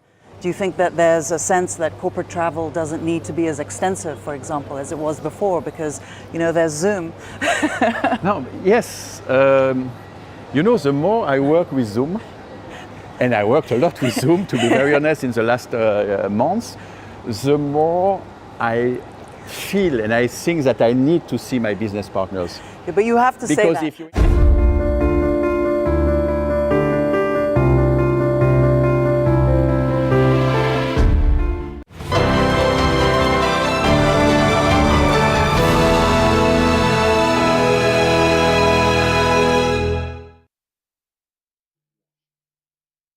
Welcome to this session focused on very much getting us all moving again, or as the title says, back in the air. My name's Guy Johnson. I'm one of the Bloomberg anchors. Thank you for joining us today. The fact that we're all doing this virtually tells us that there is probably significant work still to be done. Progress thus far, limited, and I would argue regional. We need to turn a narrow body recovery into a wide body recovery. Short haul to long haul, I guess you could probably put it. While we may get back in the air as well, it's unlikely that we're going back to what we had before. Business models have already been altered significantly and will continue to be altered. Business travel and freight, obviously two areas where we may see significant change. Does first class survive the pandemic? And then there's the issue of sustainability, with the pandemic providing an opportunity, hopefully, to accelerate the green revolution. Joining us now, we've only got 30 minutes. It's a fantastic panel. We have His Excellency Akbar Al-Baker, the Group CEO, of course, of Qatar Airways, Luis Gallego, the CEO of the IAG Group. We've got Yvonne Manzi-Makolo, the CEO of Rwanda Air, and Dave Calhoun, the President and CEO of the Boeing Company. Now, I've got a couple of questions I'm going to be asking the panelists. I'm going to ask the first one first, because I think it kind of sets the scene quite nicely for us.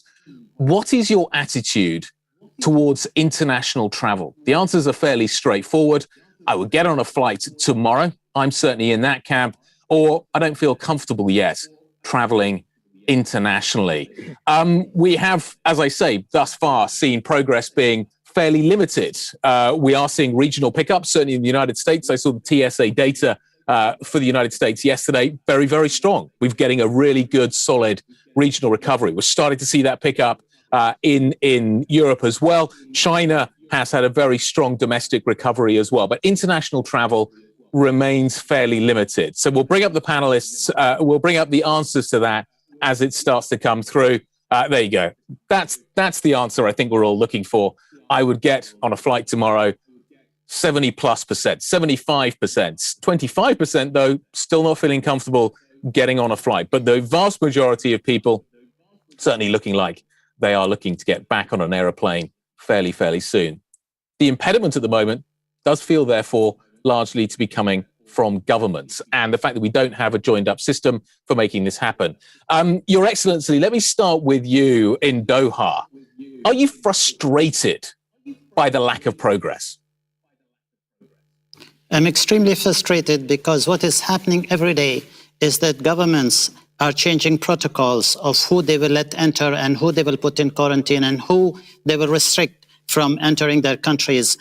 Different requirements for vaccination, for the tests, the COVID tests. So this is really confusing the airline and the passengers. And I hope that the government realize that they are damaging not only their economies, but they're also damaging the aviation industry as a whole. In terms of when you think we're going to see change, Luis, let me bring you into the conversation. Boris Johnson, the UK Prime Minister, saying that it'll be next year before we get back to travel being normal. Is that the kind of timeline you're working to? And are you frustrated as well?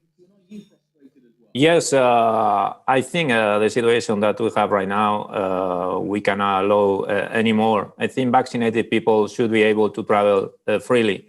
Vaccines are effective in protecting people, and we need all the governments to be more ambitious. We need the world to come back and to protect economies and to protect jobs. So I think, for example, what we see now that is happening in EU is a good movement. I think from the 1st of July, vaccinated people or those with negative tests or recover from COVID will be able to travel.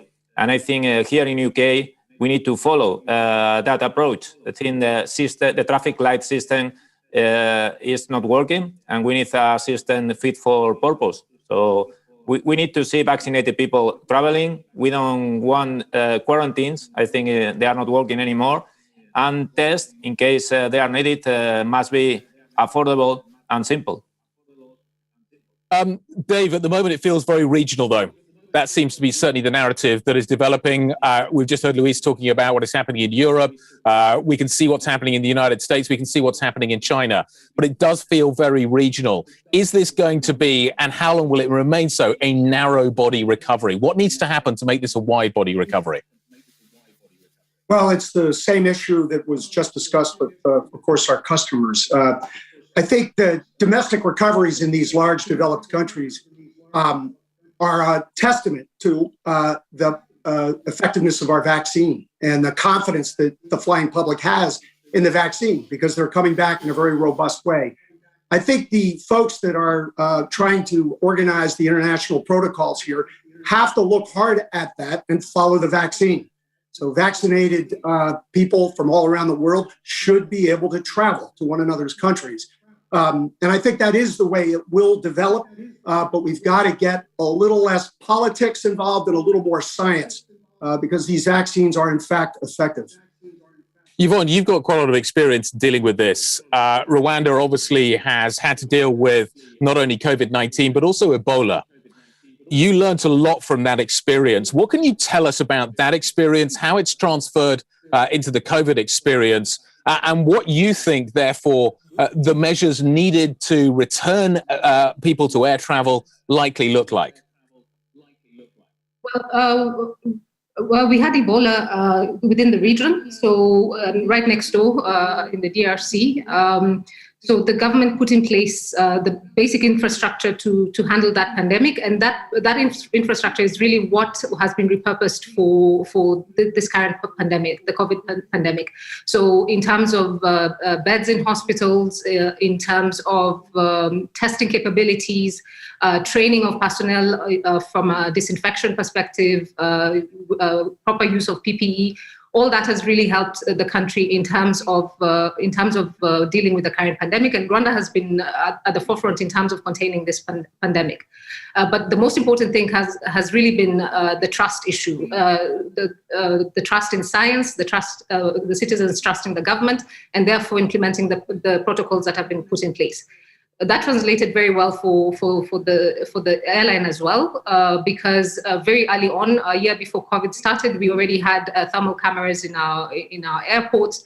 We were already disinfecting heavily our aircrafts because we were flying to some of these countries, and we were able to be trained very quickly by the Ministry of Health as well. And in order for us to get out of this, and the rest of the panelists have mentioned it, vaccinated people should be allowed to travel freely, and those who are not vaccinated, as long as they have negative COVID certificates, they should be allowed to travel. Otherwise, all these arbitrary rules which are being put in place and quarantining which is being put in place is really disrupting the industry, and it'll take a lot longer for us to recover. Okay.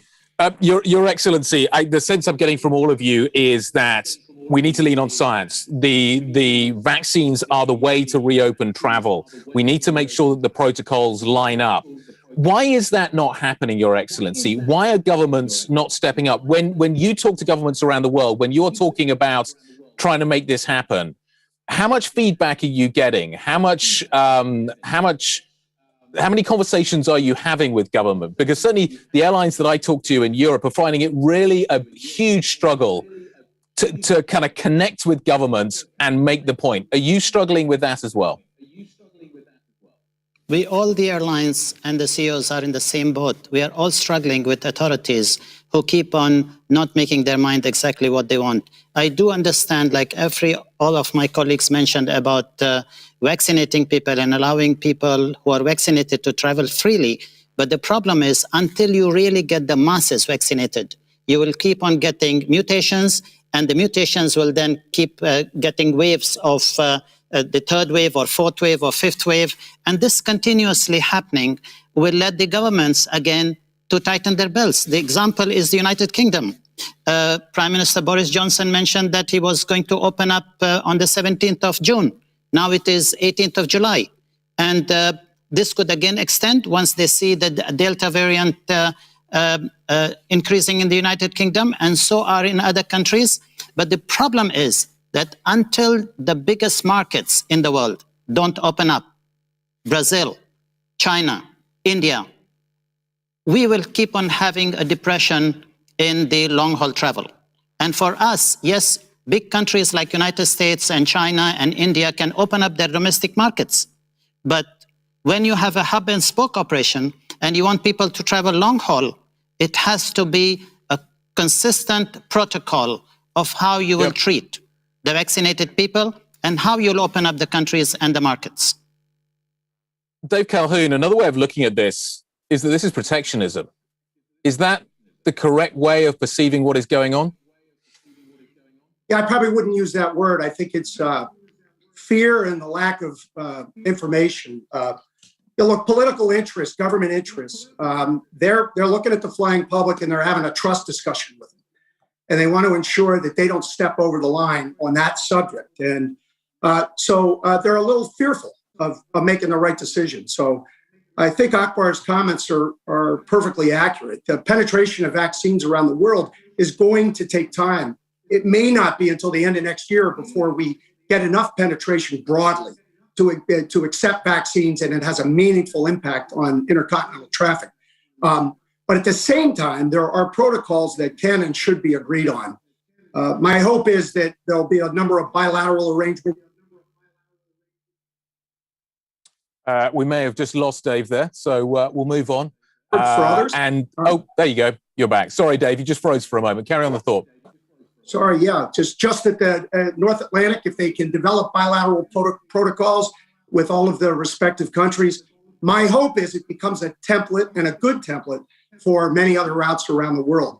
But this will take time. This is tough to sort out, and there's no multilateral mechanism to make it happen quickly. My kind of attempt to ask that question and talk about protection is that my fear, certainly, and I'm hearing this being talked about, is that this will linger.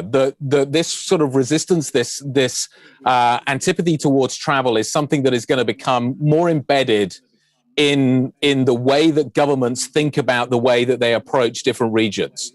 And I'm slightly fearful that this could become a new normal, particularly when it comes to Asia, particularly when it comes to China.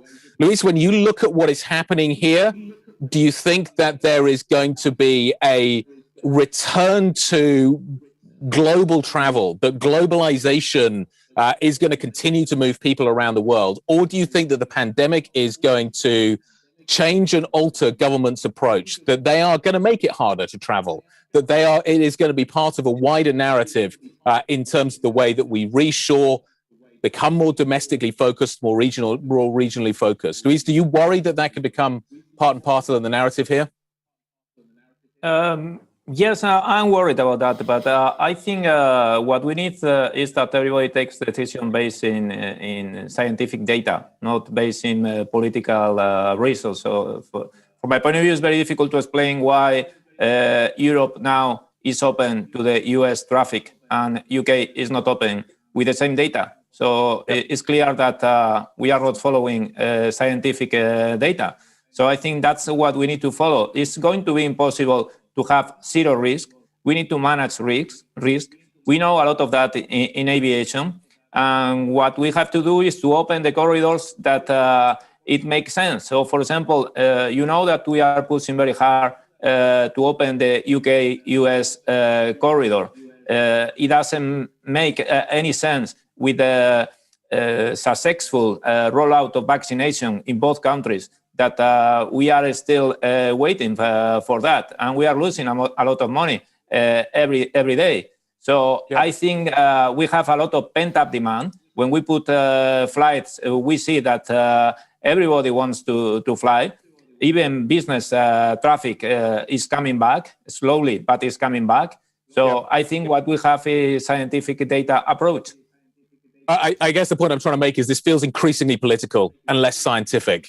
And that, I think, is a cause of concern long-term for the industry. Let's talk about the business mix and how it is going to change. We've got a great panel question that we can put out there to the audience. What is the future of business travel? More selective trips than before, back to pre-pandemic levels to make up for lost in-person time, or a total drop-off with video technology cementing a virtual approach? While we wait for the results of that coming through from the audience, Your Excellency, let me ask you that question. How does business travel come back? Will business travel come back? Does first class also survive the pandemic? First and foremost, let me tell you that at Qatar Airways, we have done away with first class.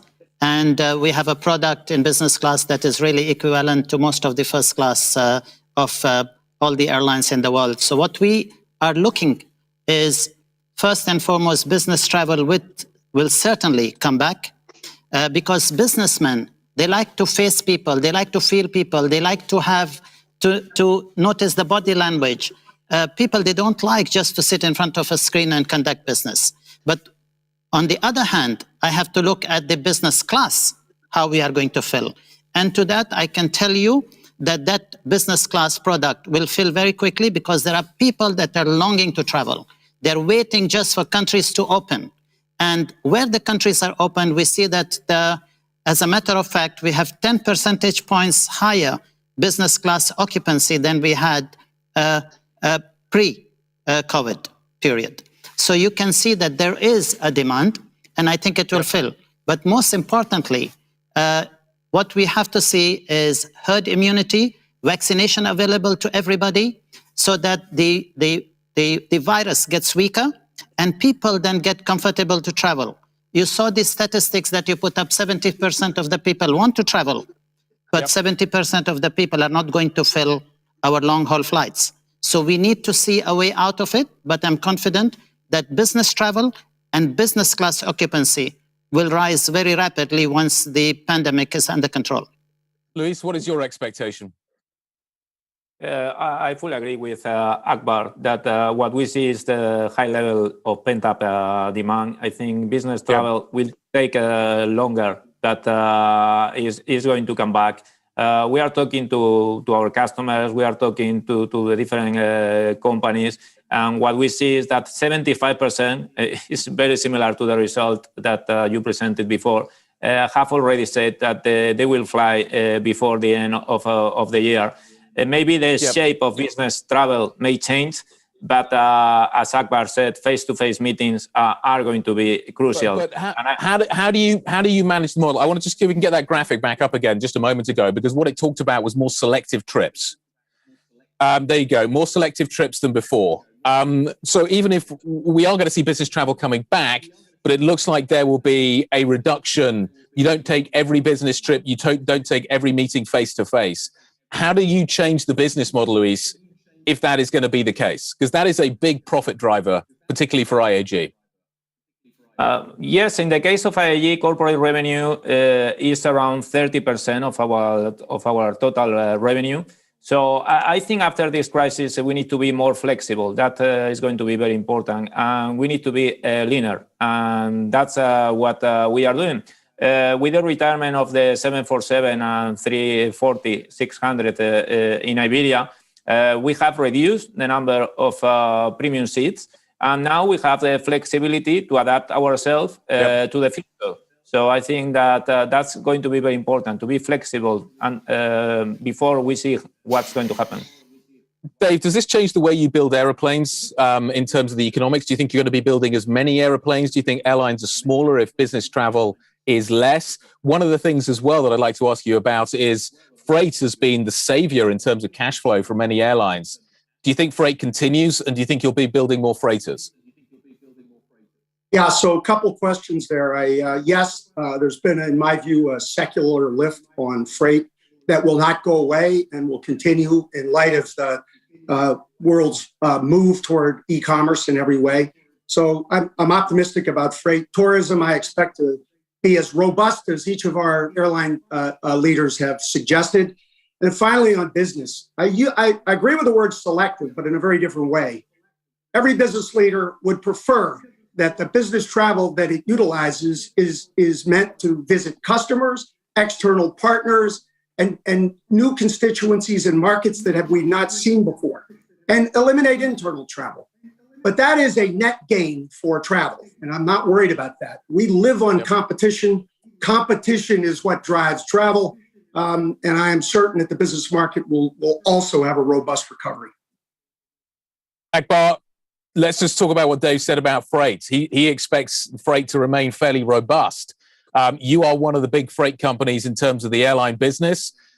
Do you need more freighters? Do I need to see a 777XF from Dave Calhoun? Do I need to see a 350 350F from Fabrice down in Toulouse?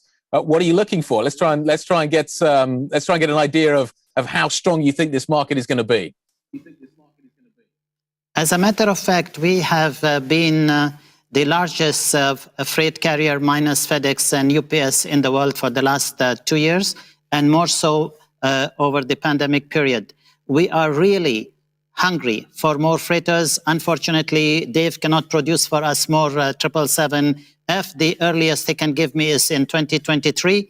And we are very keen to be a launch customer, be it for the 350F or the 777X freighters.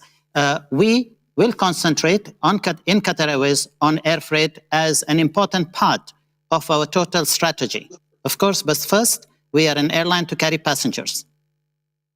Okay. Well, hopefully we've got some demand there for the airplane. I don't know why I said Fabrice. I think it's Guillaume. I think I'm getting my history mixed up.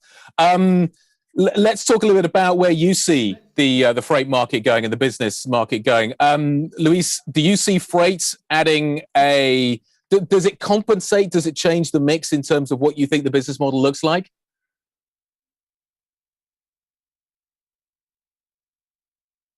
I don't think we can hear Fabrice, unfortunately. Let's go to Yvonne. Yvonne, what does the business model look like differently to you coming out of this crisis? How differently are you going to be doing business, if at all? Well, as everybody else has mentioned, business will recover. Business travel will recover, but a little bit slower. That's what we're seeing on the African continent. We are seeing a rise in leisure travel as well, as more and more people are getting vaccinated in the US, UK, and Europe. So we are seeing a rise in tourists and the diaspora who've been stuck outside for a very long time, who haven't visited their families. We're seeing a rise in that as well. Cargo will remain strong. We survived the worst of the pandemic by operating cargo-only flights, and we continue to operate a lot of cargo volumes right now. The yields are very high for cargo as well. So right now we're seeing cargo as a percentage of total revenue increasing from what it was pre-pandemic at about 6% to close to 15%. So there is a change there.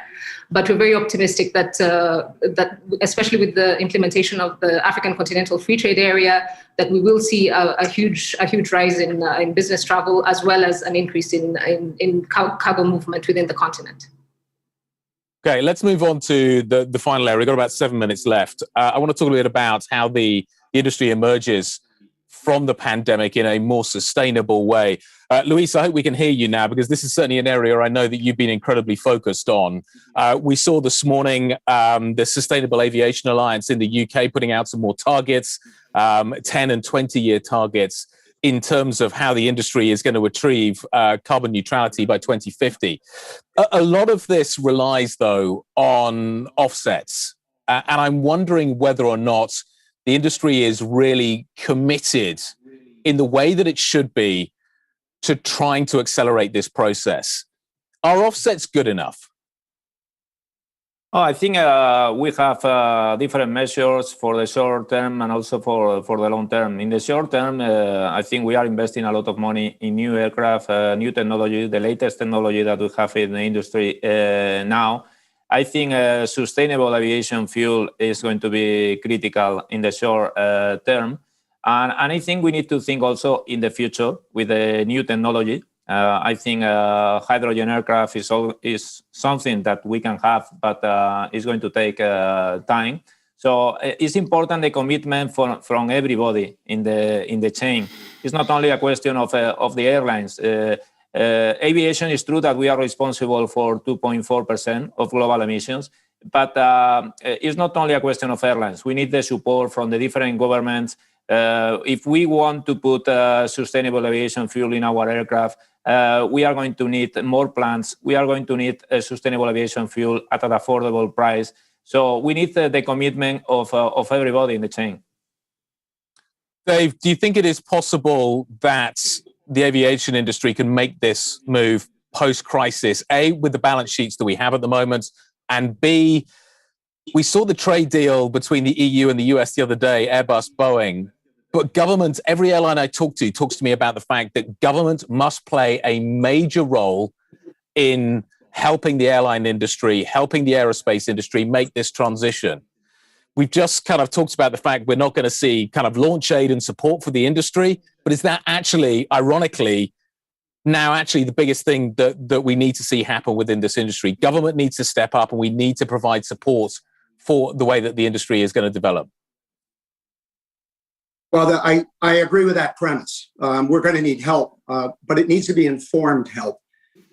We have a lot of tools to work with between now and 2050, which is sort of the target date for most folks on the subject of sustainability. We have a huge fleet renewal opportunity. Every new airplane, when it displaces an old one, is an incredible jump in emissions efficiency.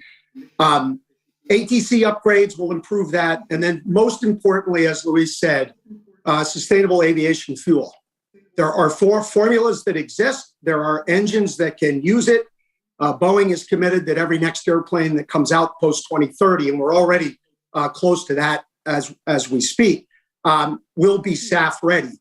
And then, yes, a combination of airplane manufacturers and propulsion manufacturers agreeing on the best course, and then policymakers stipulating that SAF will begin to penetrate the industry.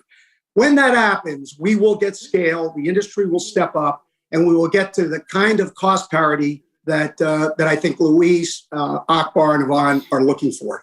I don't believe that is a tough path. Do you need to see governments, though, coordinating this?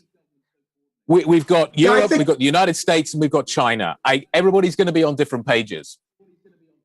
That's possible. That's possible. And like our discussion on COVID and protocols internationally, they'll have to come together.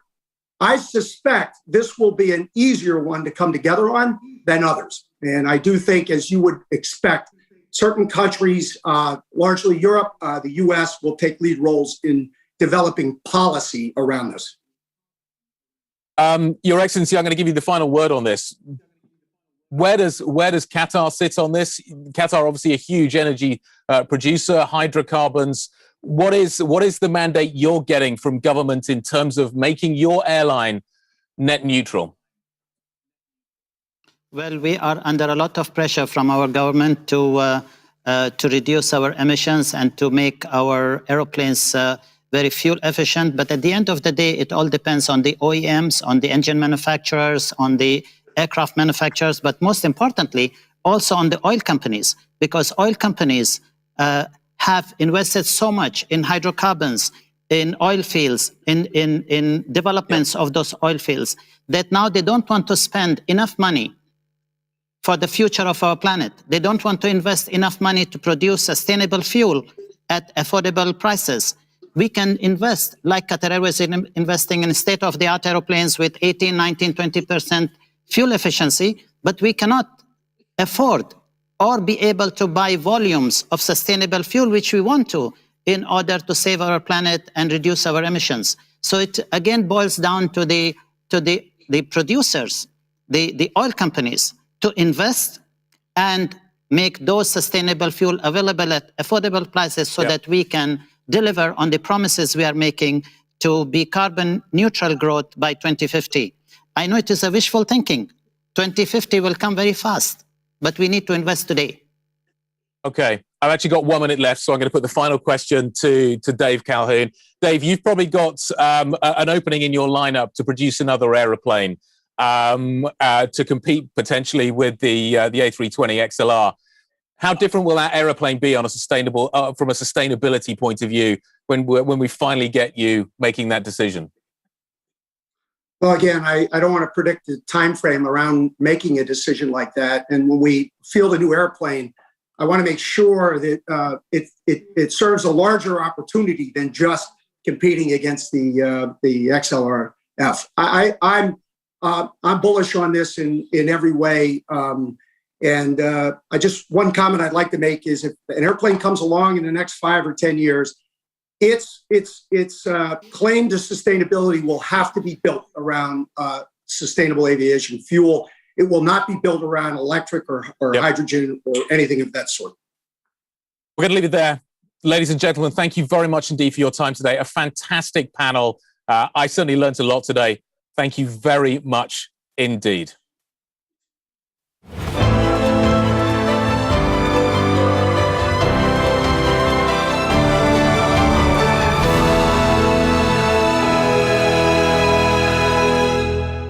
It was the mantra of the past 20 years, but how did globalization fall from its giddy heights to becoming a word that has fueled a populist backlash all over the world? With nations turning inward, the once heralded borderless world is increasingly becoming stratified by national boundaries. Can globalization make a comeback? Let's find out in our next sessions. We start with Gordon Brown, former Prime Minister of the United Kingdom.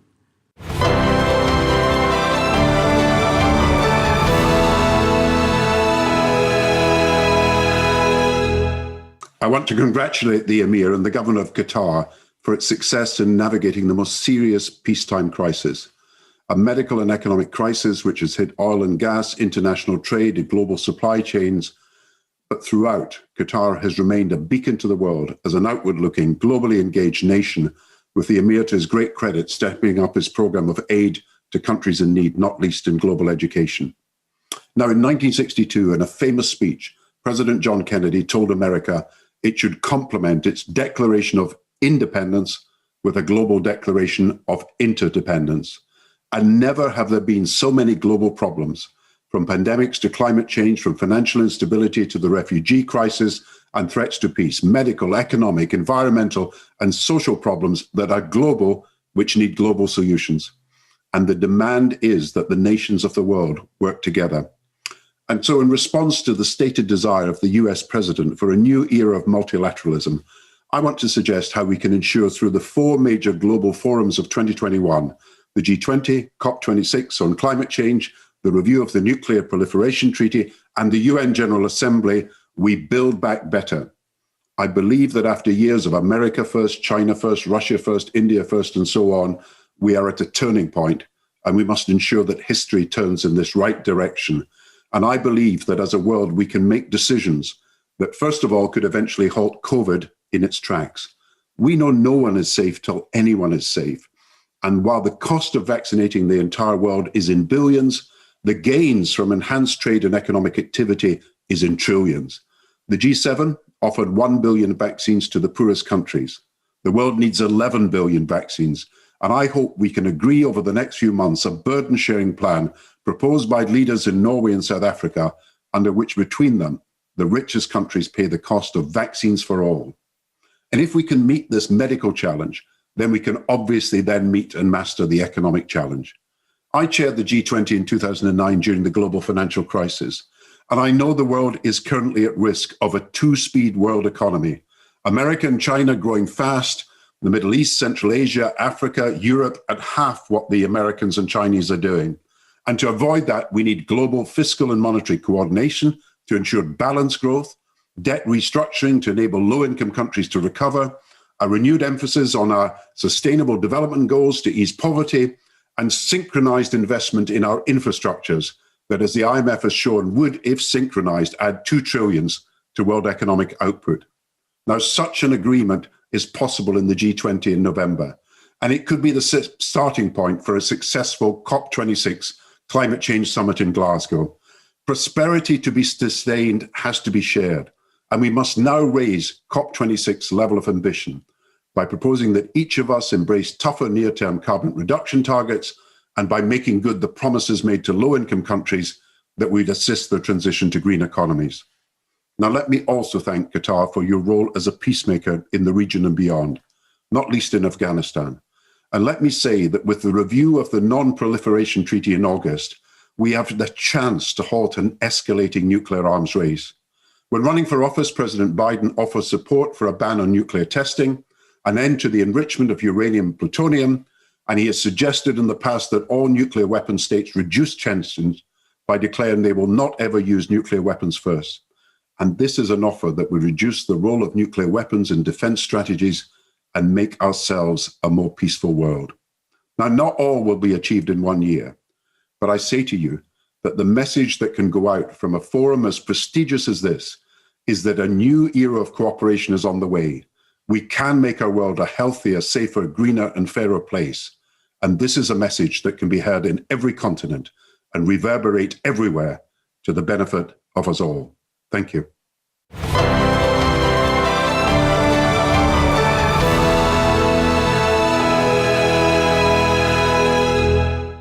We are here with His Excellency Sheikh Hamad bin Jassim bin Jabr Al Thani. He's a former Prime Minister of the State of Qatar. Sheikh Hamad, thank you so much for joining us. In addition to your government title, you're also a very prolific investor. So I want to start there. Give, in a quick sentence or a couple words, give me your sense of where the world stands from an economic view and from an investment view as well. Well, as you know, people say the economy is change after COVID. I don't want to call it change. I think the economy after COVID accelerate the change to the new economy. And for that, there is a new kind of economy which we need to understand and listen. And right now, we cannot take the market as it is and say, well, we are in a good market or bad, because we know that the market is a flood by cash from many central banks.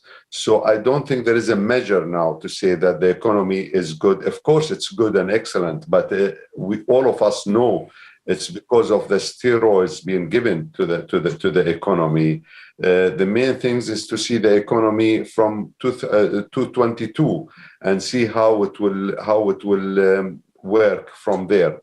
But no doubt there is a change in economy, and there is a change of kind of what I call it the new economy, .com economy or whatever. And always we know that these economies, they merge fast, but also there will be a fast correction. Where are you putting your marginal dollar right now?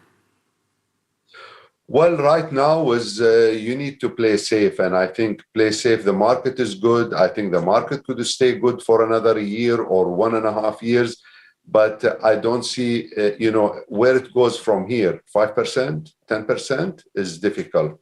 If you go even to the treasury bill, it does not give you anything. So you have to be in the market part of it. But also the market, you need also not to put your basket in the .com, what we call it, companies, or the new, internets companies, or kind of this. You need to divide it between a few sectors. And energy sectors is, renewable sector is an important sector. It's merging and it will merge. But also you need to see also the financial, because the financial being hammers a lot, and I think there is a room to grow for the financial. If we are talking about the energy companies, I think the energy companies already have rallied a lot, and I don't know from here how much they will rally. I want to get through all of those things, but one that you mentioned was staying away from the hot tech companies. So I take it you're not investing in any SPACs? No, SPACs is already overdone, in my opinion. And I think when things overdone and when you see that everybody in the SPAC, you need to be careful. I think it's been successful, but I don't know how long it could be successful from here. For that reason, you need to be careful from now on, and you need to be tactical, and you need to be also quick in taking decision to go in and out. You mentioned financials. You are a key investor in a lot of European banks. Do you think consolidation is inevitable in European banking? Do you see more of that in the pipeline? I think it should happen, because if we compare the European bank with the American banks or with the Chinese banks, we'll find that they are too small to survive by themselves. And I think merging is important between them. Is it now?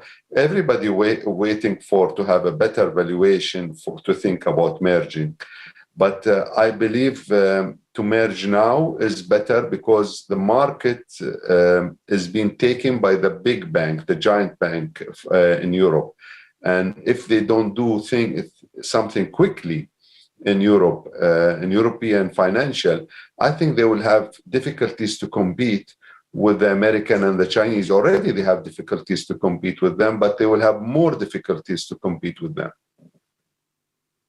Do you think that Deutsche Bank, something in which you are a shareholder, do you think Deutsche Bank should merge with another lender? Well, I am not in the board, so they have to decide, but I'm saying what I think. And I believe that mergers is inevitable. You're also a huge real estate investor. In fact, at one point, I think you were dubbed the king of London real estate. How has the pandemic affected your real estate portfolio?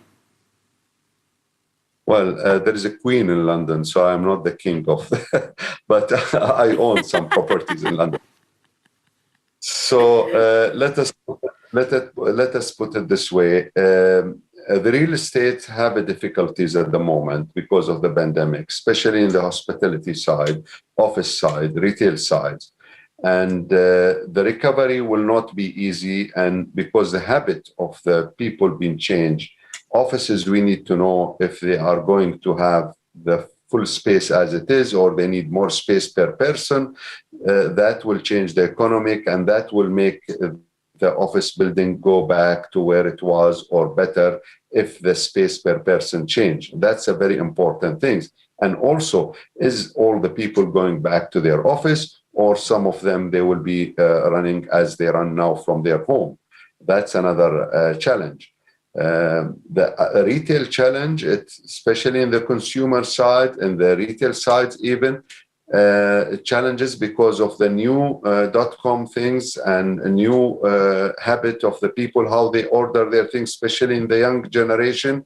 I think that one will change the economic of the retail, also because it goes ahead of itself last few years. So there is a correction, and I think it needs time. Hospitality, the hotels, I think it will go back very quickly because people is eager to go back to travel, since they are almost now 2 years with no travel. So that could come if the pandemic, control.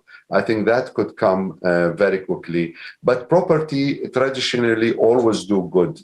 Every 7-10 years, you can see that the price is almost double of the properties everywhere, especially if it is in the right city, in the right place. So yes, there is challenges now, but there is also outlook, a good outlook. It depends, of course, about the habit, which I mentioned of the consumer. Do you have a date for recovery back to pre-pandemic levels, do you think, in real estate in big cities in particular? First, we need to know the habit of the people. Still, we know the offices is not full. Not all the banks people go back to their work. we know that right now they are working with 30-40% capacity of people.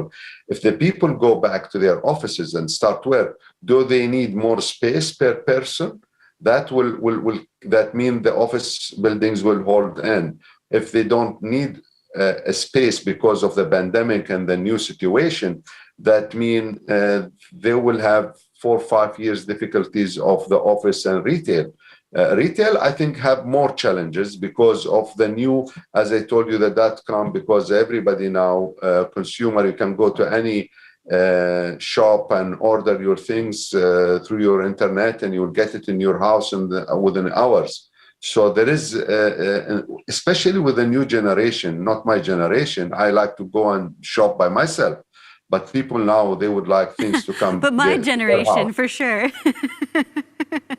As a millennial, I can attest. I want to bring things closer to home, talk a little bit about regional politics. There have been some signs that Saudi officials and Iranian officials are trying to resolve their differences. Do you see the Gulf on a better path in terms of its relationship with Iran? Right now, no, but this is a hope that we have to see a reconciliation or really direct talk between the Iranian and the GCC. And also the GCC have to come together with one policy. I think there was some difficulties last few years. We know why. And these difficulties now, we have to think after that how we bring the GCC to act again in the right way and to face the new challenges. There is many challenges in our region. And if we don't have consolidate GCC with one vision, with one decision, and I mean in the main topics at least, then we will have many challenges, not in the political side, and in the military side and the economy side. As you know, we have a lot of new leaders in the GCC, and there is a hope in these leaders how they can.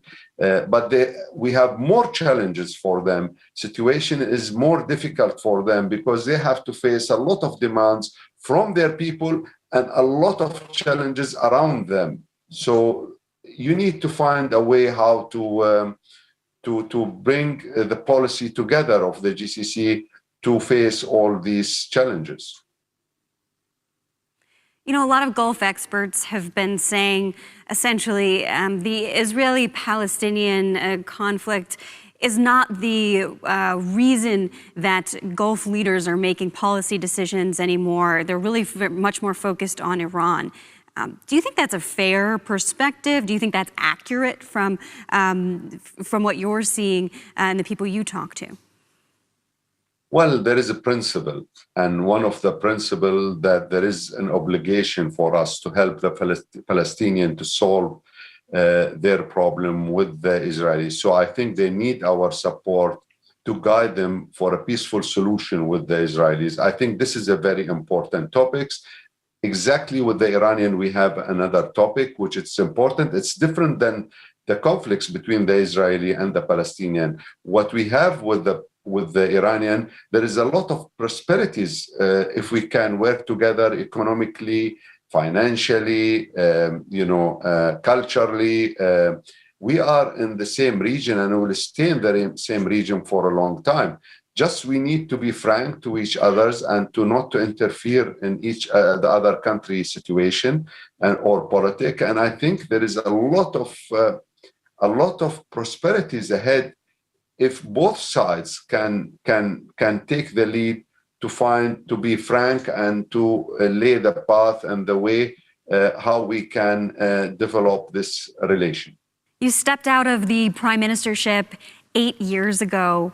Looking ahead to the next 8 years, do you see the Middle East in a better place than it is right now? Well, realistic, still there is a lot of challenges ahead in the coming 7 years or 10 years, because a lot of issues which happened the last 7 or 8 years, it's not being resolved. It's been deferred, or it's been kept in a way which it does not develop to other things. I think people would like in the Middle East to see a democracy. And the leadership in the region of the Middle East have to give democracy to the people in a very realistic path and very realistic timetable, but the timetable to be respected by the governments, not, one step ahead and two step back, because that's what lead people to go for revolutions and to try to disturb the economic situation, although it's already been disturbed for many reasons. Part of the reason, the responsibility of the leadership of the region.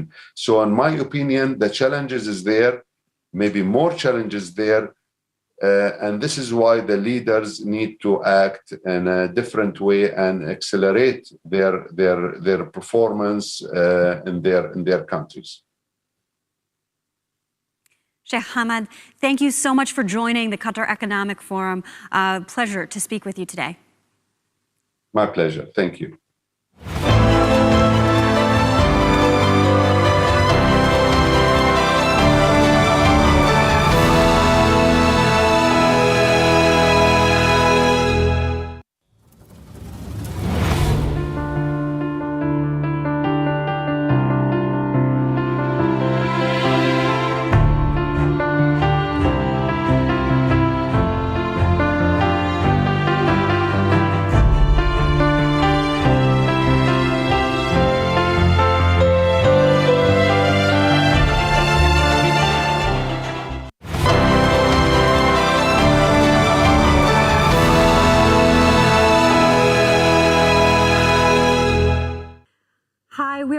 To be joined here by His Excellency Ahmed Al-Sayed. He is the chairman of the Qatar Free Zones Authority and a Minister of State here in Qatar, and also Farouk Goulair, the CEO of EBSASH, the Aegean Free Zone Development and Operating Company. Thank you guys so much for joining us. Farouk, I want to start with you since you're coming to us all the way from Turkey.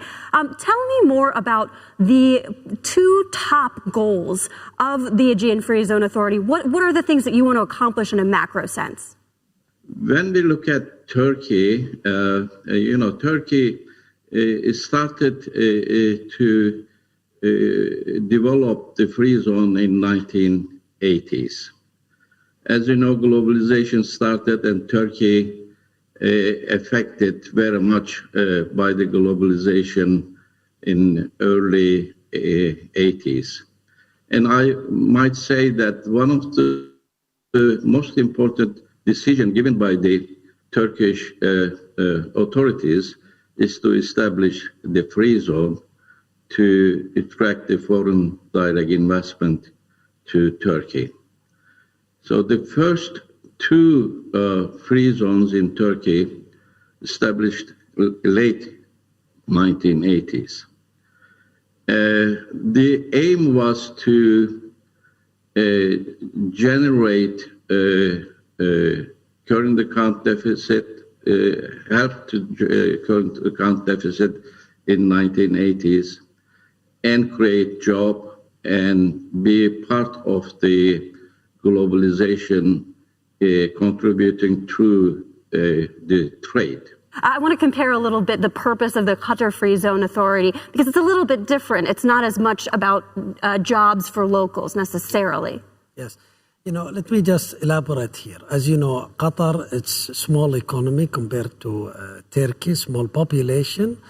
But, the government, decided to create, or to attract FDI. And the free zone was, one of the latest initiatives to attract and to do a business development, mainly to attract FDI and also to enable a partnership, between foreign investor and local investors. So it's an economic development platform, being established to attract international and to mix it with local. And when we said international, we means, really a different, investment from the West, from the East. And, we are trying to create an ecosystem that we reconnect the world in our zone. So mainly we are trying to achieve an economic diversification by attracting FDI and also encourage private sector to partner with them. Now, this is diversification is an issue for Gulf countries generally who are dependent on hydrocarbons. How is it going, do you think? What's your assessment of where we are in that process? In Qatar, I think we are doing, very well. There is good activities. As you know, Qatar went through a different development phase. So I will not talk about the other, but I will talk about our country. Actually, since before the 1995, most of our focus was on the oil. After 96, which is the first shipment of gas, and the government revenue being enhanced by the gas revenue, the country or the government, start to diversify our platform and create a main institution here in Qatar. So before 2000, for example, Qatar Airways and then Qatar Foundations and others. In the 2000 era, at the beginning, at the first, 5 years, the Supreme Council for Investment, Economic Affairs and Investment has been created. Other main institutions to attract FDI, QFC, Qatar Science and Technology Park, Qatar Investment Authority, for investment, and then we came with the national, vision and the free zone later. So 2021, you're along the process, but not necessarily there yet, exactly. We are progressing in a steady pace and very well things, and we have achieved a lot so far. Farouk, I want to talk to you about how you measure things like employment in particular. Is that are you measuring the number of people employed by the free zone as a sense of your achievement and your progress, or what do you look at essentially in terms of indicators? Actually, the target changed through the years in Turkey. Nowadays, the most important thing for the free zones are to create high added value products, high technology products. It is actually changed. The concentration is changed to improve the technology of the companies in free zones. For instance, and also still we are behind the export. For instance, the latest change in free zone regulations in Turkey is to establish specialized free zones. Now we are having specialized free zones for certain technologies or for certain products. I want to talk about today specifically because COVID-19 has encouraged some degree of fragmentation across the world economically, countries wanting to bring their industries, their top industries home. Your Excellency, what have you been hearing about from companies that would consider doing business in a free zone? Yeah. How has that conversation changed in the last 18 months? Okay. So the good news here, we started late, which is, to be frank with you, can put it as a positive because we established it and we are focusing on tomorrow world. So, of course, the technology was one of our main themes. So we have started before COVID, focusing on disruptive technology, focusing on bringing the big data to enable the business environment to prepare companies for tomorrow. So, COVID really impacted the world, but we continue our smooth operation during this, period, thanks to technology and thanks to our strategic partner. We have Microsoft, we have Google, and, we have the big data. So all of our focus, to be frank with you, for the first phase investors like Thales, like Google, like Microsoft, like also the logistic companies, was using technology and prepare themselves for tomorrow, which is, to be frank with you, helped us to deal with COVID situation in very well way. Farouk, I understand that your free zone does a little bit more manufacturing. How has COVID changed the situation for you? All over the world, the companies are affected from the COVID pandemic. We have been affected just about 2 months of the first year of COVID pandemic, which means 2020, February 2020, April and May. Because the companies here are really the part of the global trade, and we are a supplier of the global market. That's why the companies here started to recover the production very early June 2020, and they are growing their business even much ahead of 2019, which is before COVID. This shows again that the companies producing technological products, they are always ready to start, even if it is affected by the crisis like COVID. And now we finished in 2020 very close business volume of 2019. 2019 was very good year all over the world. That's impressive. Even this year, we are much better. Yeah, thank you. Even this year, we are much better than 2019. I want to ask about another topical piece in the news, a bit of headline here. There's talk from the G7 about a global corporate minimum tax. Now, do you guys worry about the potential pressure from some of the world's most wealthiest nations to up taxes? That's a key bit of important advantage that free zones can offer. So that's a very good question. We are working and studying what's happening so far. I think the understanding now, they are talking about the G7 economies, and will be expansion, of talk, to come to the World Trade Organization and others. But to be frank with you, it all depends on how it will be implemented. So the mechanism is not clear yet. International companies or global companies anyway will have a different operating location and the platform, serving different jurisdictions. So in our location here in the GCC, for example, or in the region, you get my point, it's not clear yet how this will be implemented and how this will impact the global companies. So let's wait and see. We are working, to be frank with you, and we are interested to learn more. We are seeking clarification, and we will work with our companies to really, enhance their business environment. But the tax is not everything. So to be frank with you, why companies come here and there to establish, they are looking for advanced regulatory regime, which we are offering. They are looking for connectivity, and logistic offering. So the tax is one component. Yes, it's important, but not everything. So when companies decide to expand their operation, they are really considering multiple things, including the workforce and other, incentive or, elements before they open an international operation.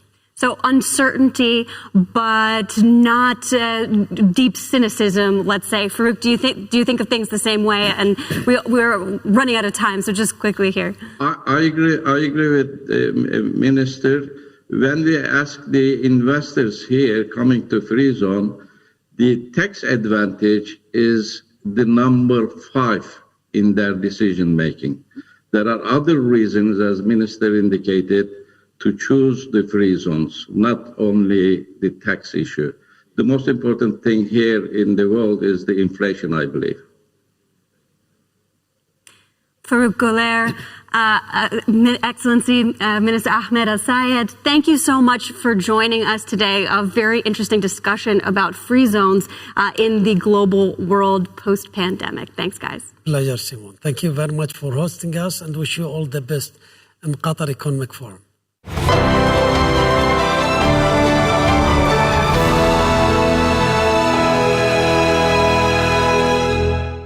Hello, I'm Hasina Ahmed of Bloomberg Television. The pandemic has hit global investment flows. FDI slumped more than 40% in 2020, and such a low level has not been seen since the 1990s. Despite optimism about a global economic recovery, FDI flows may still be in question with the uncertainty of how COVID-19 will play out. Let's get insights, perspectives from our speakers. His Excellency Sheikh Ali bin Awalid Al Thani, CEO, Invest Qatar, Lord Jerry Grimstone, Minister for Investment, Department for International Trade and the Department of Business, Energy and Industrial Strategy, the United Kingdom. Your Excellency, let's start with you. We know that Qatar is looking to transform and diversify its economy. What are the key investment areas as you look to the future? Because we know that your recent MOUs with Russian entities, for example, the sectors include the likes of agri-tech, cybersecurity, education, IT. Are these your priority areas? Thank you very much. And at the outset, I'd like to thank Bloomberg for hosting me. And, as you mentioned, the pandemic represents a challenge globally. The UNCTAD expected a 40% decrease in global FDI inflows. In Qatar, we very much beat that benchmark. I think in the last quarter of 2020, we had a positive inflow of around $500 million US. In terms of, and as you mentioned, the reform agenda of Qatar, economic diversification is at the center of that. We very much look at areas to diversify away our economy from the hydrocarbon, while also building up adjacent industries. Food security is very much important. Resiliency is the overall theme of the Qatari economy, its ability to withstand external shocks, and building up resiliency in terms of food security, on logistics, in diversifying our supply chain, and also in terms of water security. There's many adjacent opportunities to these sectors, and we prioritize them. Now, additionally, we very much look at the emerging trends in terms of digitally dominant experiences in healthcare, and especially in the field of telehealth. There's many emerging startups, and a lot of companies look to Qatar to scale up and to expand in the region in this particular sector. In cybersecurity as well, we have the World Cup upcoming, and a lot of opportunities around cyber emerged. We also look towards sports and sport tech and media as well. So that, in a nutshell, is very much our priority sectors. And also we're very much agnostic in terms of how we welcome investors and which sectors are open to them. Qatar is very much a liberal economy. So we very much, prioritize our sectors based on overall emerging trends and themes. And here's where we see the opportunity. Lord Grimstone, the UK has seen a drop in investment from countries like Japan, for instance, is now having to fight it out with Germany, with France for that investment flow. Has the appeal of the UK as an export base been impacted by Brexit? What are your numbers telling you?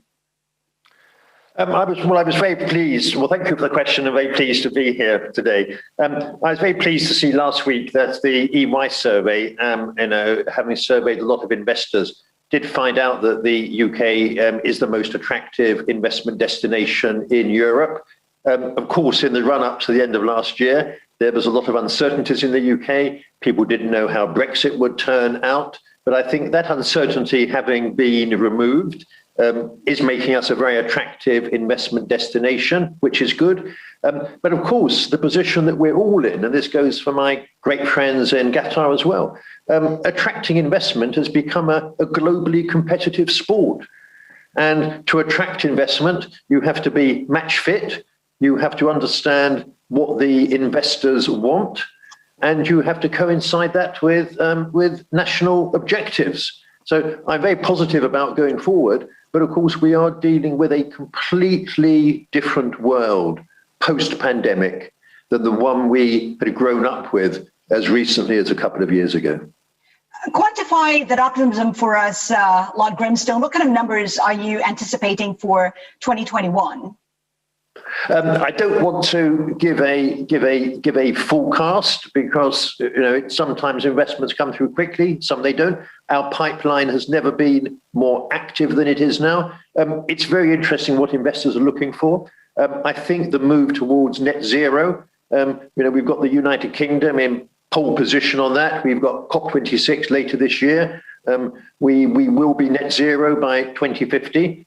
That's throwing up enormous investment possibilities. I would say life sciences. I think people have seen what's happened in life sciences since the pandemic started, what's happened on vaccines, a lot of interest in investing in life sciences. The tech sectors, as always, very attractive to investment. And then, of course, infrastructure. This country needs more infrastructure. Very, very grateful to our friends in Qatar, who have invested in that. Very happy for their investments in property, which they've made. So it's an interesting time. And whenever you get change in the world, as great as we've seen in the last 2 years, the pandemic, net zero, that throws up enormous opportunities for those who are willing to take them. Your Excellency, talk to us about Qatar's new PPP plan or PPP law. How does it boost the country's value proposition to investors? Very much we believe that private-public partnership is essential, especially in an economy like Qatar. When we look at investors and what they look for, we come down to three main kind of factors. One is sound economic situation.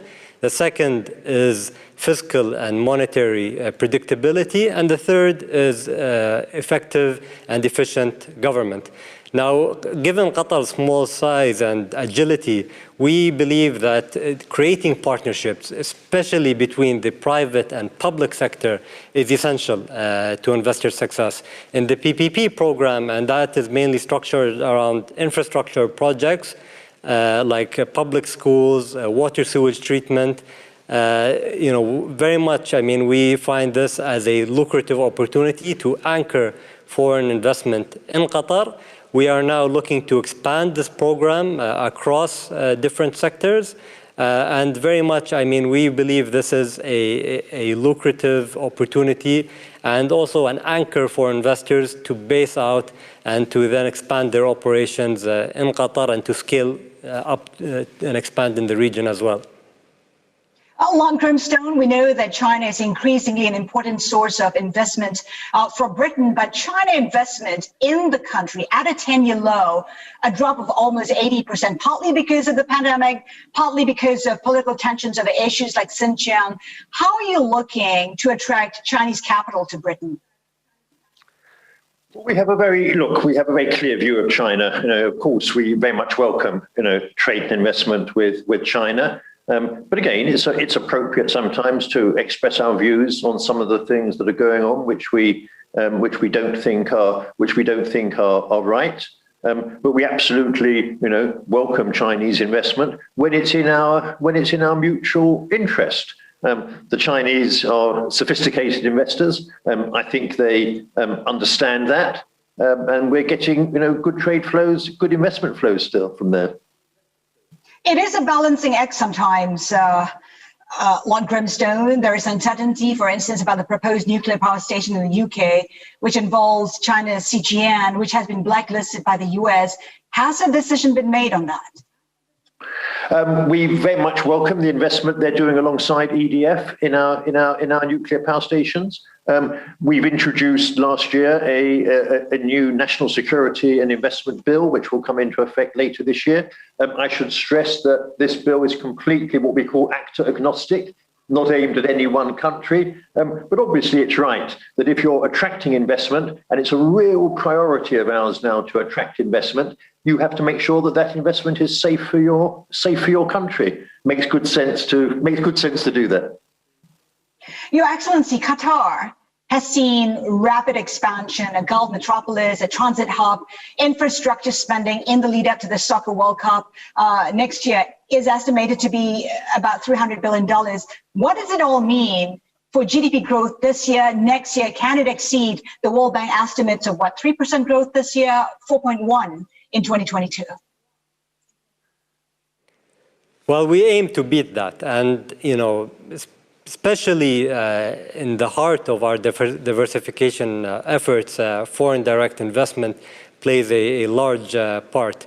Qatar, very recently adjusted its legislation, opened up completely all sectors for foreign direct investment, and developed even new platforms to service and to register and license investors, such as the Qatar Free Zones Authority, which is a logistics hub very much tied to large infrastructure investments, such as the largest deep water port in the region, and also Hamad International Airport, which hosts the largest air cargo fleet in the region. So very much, I mean, there's opportunities that we look to expand upon around all the infrastructure investment that Qatar has undertaken. We very much look to build for the future, but now, I mean, as the construction and distribution sector recede in the coming, as the projects are finishing up and the World Cup is, gearing up to completion, we look very much to expand upon all the infrastructure investments that we've made and to develop adjacent opportunities around these assets. Lord Grimstone, we know that you've been busy trying to forge trade deals. What's the outlook for FTAs to be signed over the next 6 to 12 months? We know that you've suggested that perhaps that FTA with India is closer now than before. Well, our strategy is to put the United Kingdom at the centre of a global network of FTAs, to make the UK a very attractive place to put a manufacturing centre in and to export from the UK. You've mentioned India. We're very enthusiastic about the prospects of a free trade agreement with the Gulf, both with the Gulf Cooperation Council and working with the individual countries in the Gulf. We see that as a great way of expanding trade and investment. We have applied for entry to the Trans-Pacific Partnership, that very important free trade agreement with 11 countries. Negotiations are starting on that.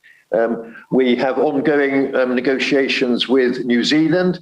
A deal with Australia was agreed in principle just last week. And I think altogether now that we have agreed trade deals with 67 countries. So it's been a really important piece of work with us. But if through trade deals we can increase trade and investment flows between ourselves and Qatar, I very much admire Qatar. I think the work that Qatar is doing on attracting investment is absolutely first rate. And if our free trade agreement will increase the flow of investment between our two countries and the trade between our two countries, there'd be nobody happier than myself. Your Excellency, Minister Grimstone, just another question for both of you before we go, with a minute to go here. I want to touch on cryptocurrencies, which is front and center. We know that Qatar has said no to cryptocurrencies. I mean, I'm just wondering what your opinion is, how cryptocurrencies can come into the mainstream. Would it take coordinated regulation across borders for it to be an accepted investment? Your Excellency, your thoughts on that? So, as you mentioned, I mean, we very much look towards the underlying technology that underpins cryptocurrency. So in terms of blockchain and fintech, Qatar has done a lot. We see the QFC adopt a series of regulations that helped grow fintech in Qatar. So we very much look, toward developing opportunities around that. Now, in terms of cryptocurrency, we see a globally emerging trend. Qatar has yet to take part in that, but that is very much on the radar. Your thoughts, Lord Grimstone? I mean, very briefly, I don't play roulette and I don't invest in cryptocurrencies. But what do you make of talk of greater regulation? Would that make cryptocurrencies more acceptable as an investment? Well, look, seriously, obviously it's important that they are regulated. They have a place to play. But I think people, rightly, particularly people who don't really understand what it is they're buying into, it must be right to say to those people to be cautious.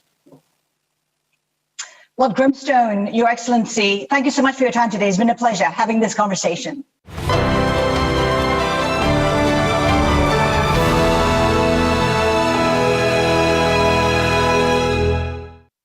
This is David Malinga, Bloomberg Bureau Chief for East Africa, and I'm joined today by Dr. Mo Ibrahim, the founder and chairman of the Mo Ibrahim Foundation.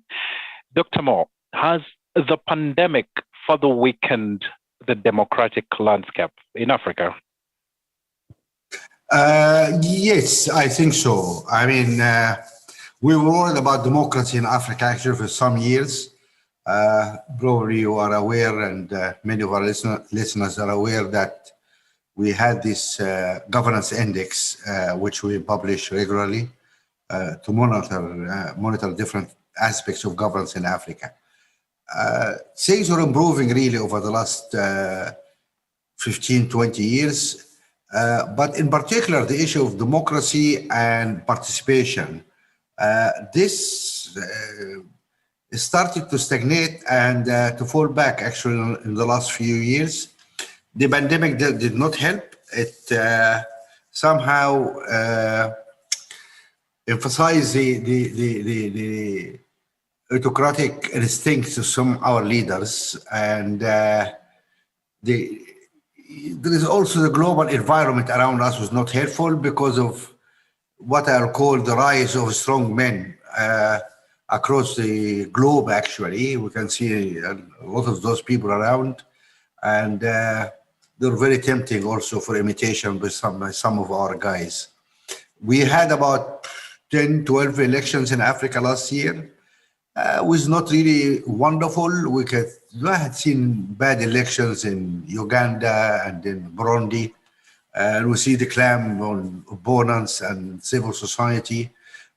Some leaders used also the pandemic to ban and restrict the opposition. We see a number of presidents extending their terms beyond the constitutional limits. So yes, I would balance things deteriorated actually. And just on the health challenge itself, Dr. Mo, it looks like the pandemic has really laid bare, the fact that Africa's health system has been so much dependent on foreign assistance. Is it time for governments to really, invest in Medicare on the continent strongly? And should they also be looking at doing the same for, other sectors that are vulnerable to protectionism? And here I'm thinking about things like food security. You're absolutely right, David. What is clear, we were caught short. Our expenditure on the health, which is a very essential public good, is very small, at 1.9% of our GDP, which is well below the 5.9% average for other regions. So we're not spending much money on health. Only 10, 12 countries do have free universal health care for citizens. We don't manufacture medicines or vaccine. 98% of our medicines and vaccines are imported. So there is a number of shortcomings there which has been exposed in the way we try to deliver that very important public good. And the other thing that the pandemic has also, really laid bare is the digital divide. And that has been most pronounced in Africa's education when you compare to, kids who are going to school compared to the peers in the developed world. Should government be putting as much emphasis in bridging the digital divide the way they did for financial inclusion? Absolutely. Look, David, I mean, this pandemic exposed really the huge divide. Our kids lost about 28 weeks of education, of school days, and that's probably the world average. But our kids, either because they don't have internet access, or because they don't lack laptops, or missed out. So we lost 1 year, one valuable year for our kids was lost. That is a huge blow for us. Add to that the future path for us really depends a lot also on the digital economy, because that's one area where Africa really need to invest and work on now, the digital economy. And we need really to improve our access to the internet, and to try to provide really a better service in that area, because that is painful. Yeah, and Dr. Mo, we'll just end with where we started off, just in half a minute. By and large, is the quality of leadership in Africa worsening, or is it improving from your vantage point over the years you have been doing the governance index? Please tell us. Well, we're very delighted that our prize committee did propose a winner this year. And not every year we find a winner. President Youssoufou of Niger was the worst winner. That's a good sign. But that's one country out of 54 or 55 countries. What I really believe that it's going sideways, really. In some countries, it's going backward, and there is a problem. I mean, there is this copycat strong men who stay in power and, change the constitution, overstay their period. We have presidents who have been there for 30 years, 32 years. We have a president in Cameroon, we have a president in Equatorial Guinea, we have a president in Uganda. Those guys have been there for over 30 years. I mean, that is, come on, you go stale after that. So we need to do a lot of work there. We need statesmen, strong statesmen, not strong men. Thank you, Dr. Mo. Thank you.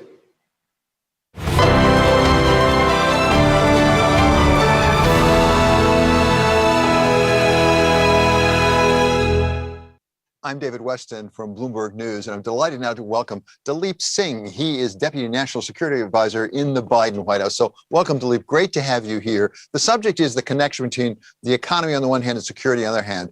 We've seen that, I think, displayed in the G7 summit and then in the EU summit as well, just in recent days. Give us a sense of what the Biden administration was trying to accomplish with respect to the economy as well as security at the G7. Yeah, David, glad to be with you. You're right. We've just come back from Europe, and we were at the G7, also Brussels. And, the president likes to talk about this being an inflection point. We're at one of those historical moments in which a contest is playing out. You have some who think a top-down autocratic model is the best way forward. And there are others like us who are out to make the case that democracy and shared democratic values are the single best way to deliver results for our people and to meet the biggest challenges of our time. So that's what this moment is all about for us, and I'm happy to describe in some detail what we delivered. Well, let me ask about that question very specifically, because the tone of this administration, I think it's fair to say, is quite different from that of the predecessor. You're much more multilateral. President Biden, from his experience, from his nature, really wants to get together with allies and get a consensus going. When you go to a G7 and they say, okay, that's nice language, what are you doing? What did you get accomplished? What specifics came out of it? Yeah, so look, there's no bigger challenge right now that requires collective action than COVID. When he first came into office, President Biden launched a wartime effort to defeat the pandemic at home. We've had a lot of success in doing so. Cases are down over 90%. Deaths are down over 85%. Millions of Americans are getting back to living their lives. But you're right. The question is, what can we do together with our allies and partners to end the pandemic across the world, knowing it knows no borders? And that was the basis for our announcement last week. We, the US, put forward 500 million donations of Pfizer vaccine to the 100 lowest income countries in the world. And importantly, this donation was made without any conditions, no strings attached. The sole purpose was trying to save lives. It was the right thing to do. So by making that donation, we mobilized our G7 partners. They matched our pledge. So we now have over 1 billion doses we're giving to the world. The poorest countries of the world, again, with no strings attached. And it's not just about vaccines, it's about boosting manufacturing capacity, easing some of the distributional and storage bottlenecks, and trying to put a definitive end to the pandemic that's raging across the world. One of the things that we learned about at the G7, at least I learned about the G7, was the Build Back Better for the World plan, which is really to help with infrastructure and other aid around the world globally. And I do understand it to be, in part, an alternative to One Belt, One Road coming out of China. What was the reaction from our allies to that? Yeah, and I'll step back here as well, David. I mean, look, we came into the G7 from a position of economic strength, and our goal was how can we broaden that globally? So we've gotten ourselves on track for the fastest GDP growth projection this year in the past 40 years. The unemployment rate is likely to drop from a high of over 14% to under 6% very soon. And we're on track to get back to the pre-pandemic peak by 2023. That would be 7 years faster than after the 2009 recovery. So the idea coming into this G7 is how can we broaden that story globally? How can we strengthen it? And that's how the Build Back Better for the World idea came about, is how can we as a G7, the major democracies of the world, how can we put forth a high standards, transparent, climate-friendly alternative to the Belt Road Initiative? And it's for developing countries that have very large needs in terms of infrastructure broadly, climate, health, digital technology, and gender equality. So coming out of that meeting, we had enthusiastic endorsement of the concept. And our collective aim now is to amass hundreds of billions of dollars towards this goal. And so what you're going to see over the next few months is we'll put forth specific plans on where this money is going to go, how it's going to get raised, and how we're going to partner together to make it a reality. It's fascinating. It's quite an initiative. Thank you very much for sharing with us. That's Mr. Dalip Singh. He is the Deputy National Security Advisor.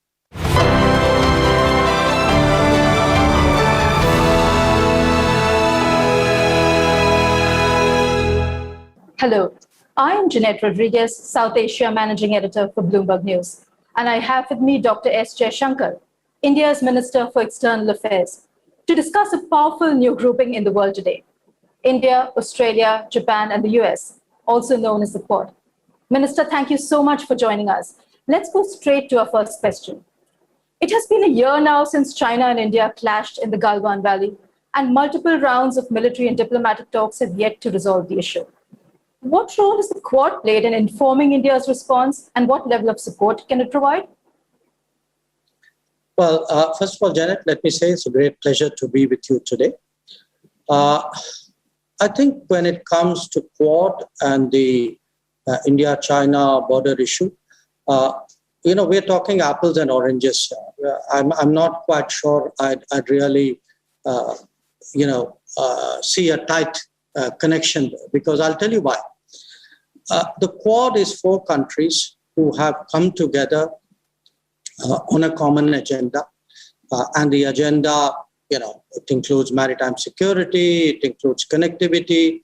In the last year, it's included vaccines, even education.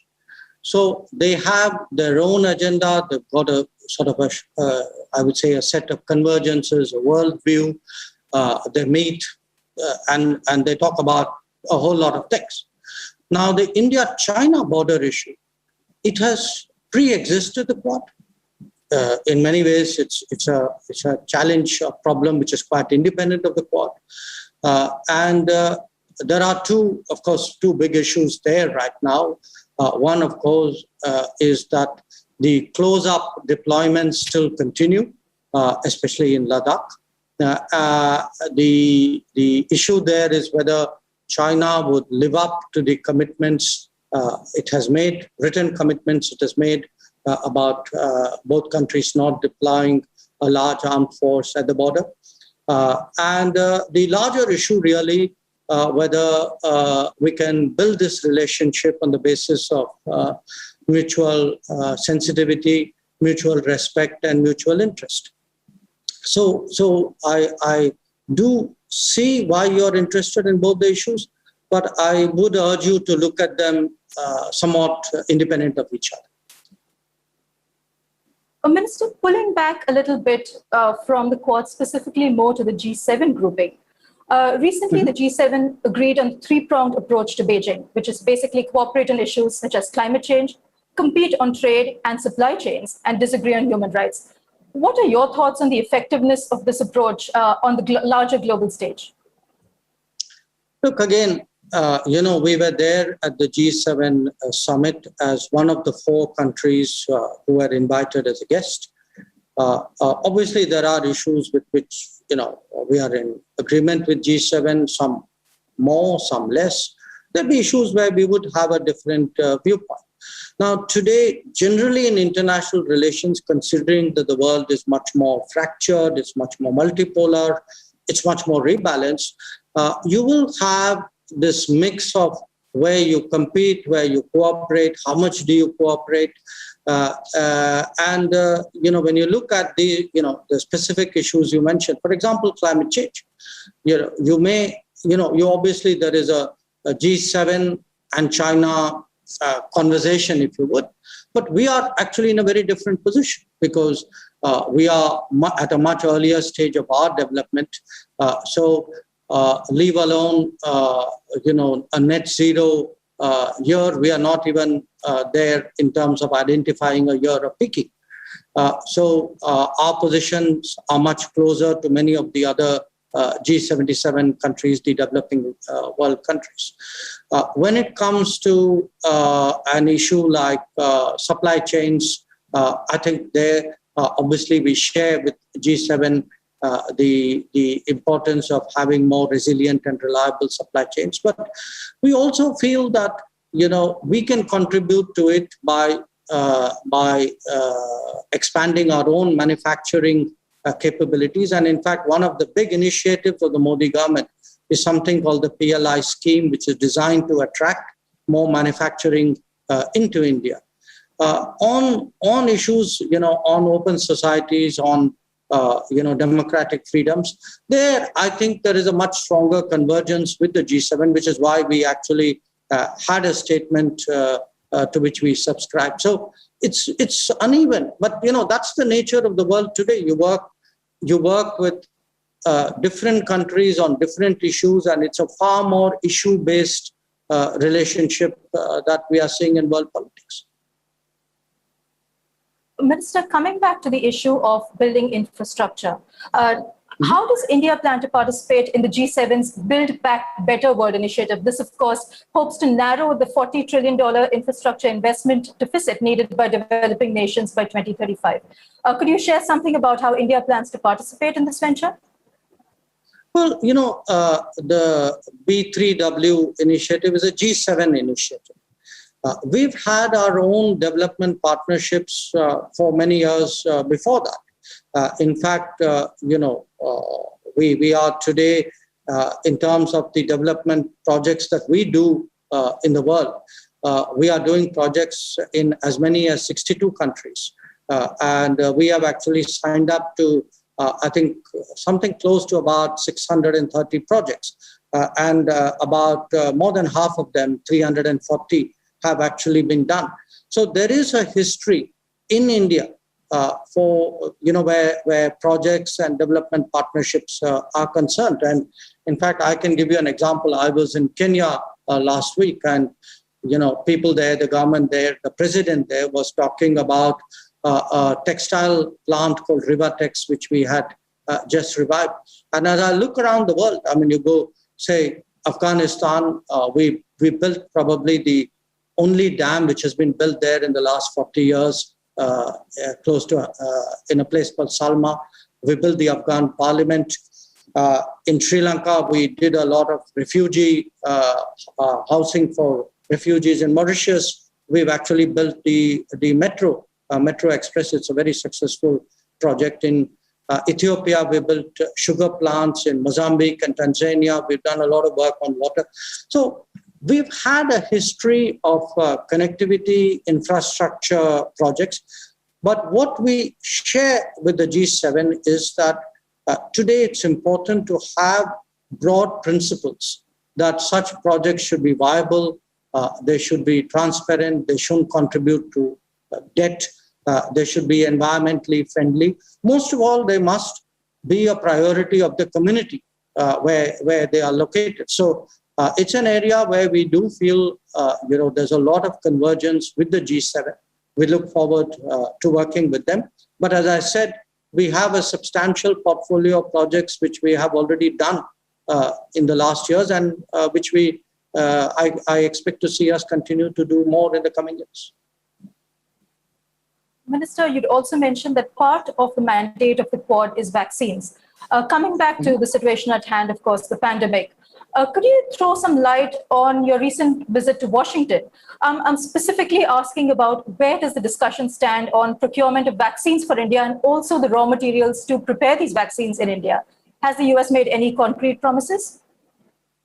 Well, Janet, the big issue today for vaccines is the world doesn't have enough vaccines.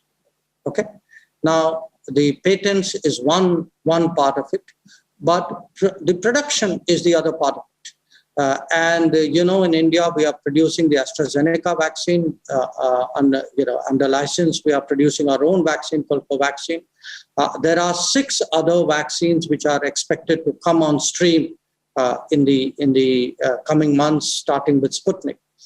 Now, the challenge in vaccine production is that if you are looking at the kind of scale which the world needs, which is not just vaccinate now, but plan to do it regularly, look at booster shots when they come, you're not going to get that kind of scale without India scaling up.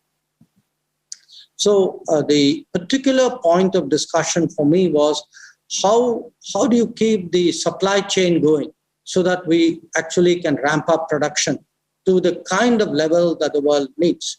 Now, why was it important for me to do that in Washington? Because a lot of the supply chain originates in the US. A lot of it comes from Europe as well. So I think if the US and Europe need to step forward, if India has to ramp up its own production. Now, you've seen, our own outlook there. When we started production, just as we rolled it out at home, we were living up to our obligations with the COVAX. We were supplying to some of our neighbors because we genuinely believe that, as they say, no one is safe till everyone is safe. Now, when the second wave hit us, obviously we looked to purpose the deployment of vaccines primarily at home. But I'm quite confident as the production picks up. Again, we see ourselves playing a global role, and it's important Minister, if we are to do that. Yeah, that we get the Minister, supply chain. Thank you very much. Thank you. Pleasure. Thank you very much. I'm cognizant that we're already over time a bit. Thank you very much for this conversation, Minister Jaishankar. Thank you. Take care.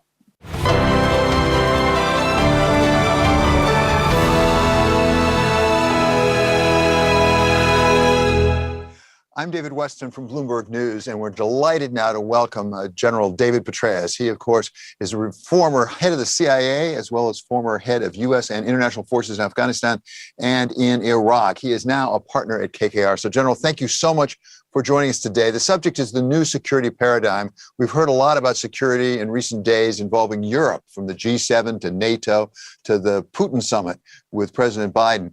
But the one thing that was not in the room was China, which may be, in fact, the largest issue in the security paradigm. Give us a sense of how important China is right now for the United States and therefore globally when it comes to security. Well, thanks, David. Great to be with you and great to be with this event. Look, the most important relationship in the world by far is that between the U.S. and China. And it's not just for our two countries, it is for the rest of the world as well. And with respect, China was not in the room, if you will, during the G7 and the EU and the NATO summits, but it got mentioned in each of those communiques. So clearly, China is on the mind of everyone. Everyone wants to see the U.S.-China relationship, and indeed the relationships of other countries and blocs with China, be as mutually beneficial as is absolutely possible. But obviously, there have been cases of quite considerable competition, indeed, to a degree, confrontation.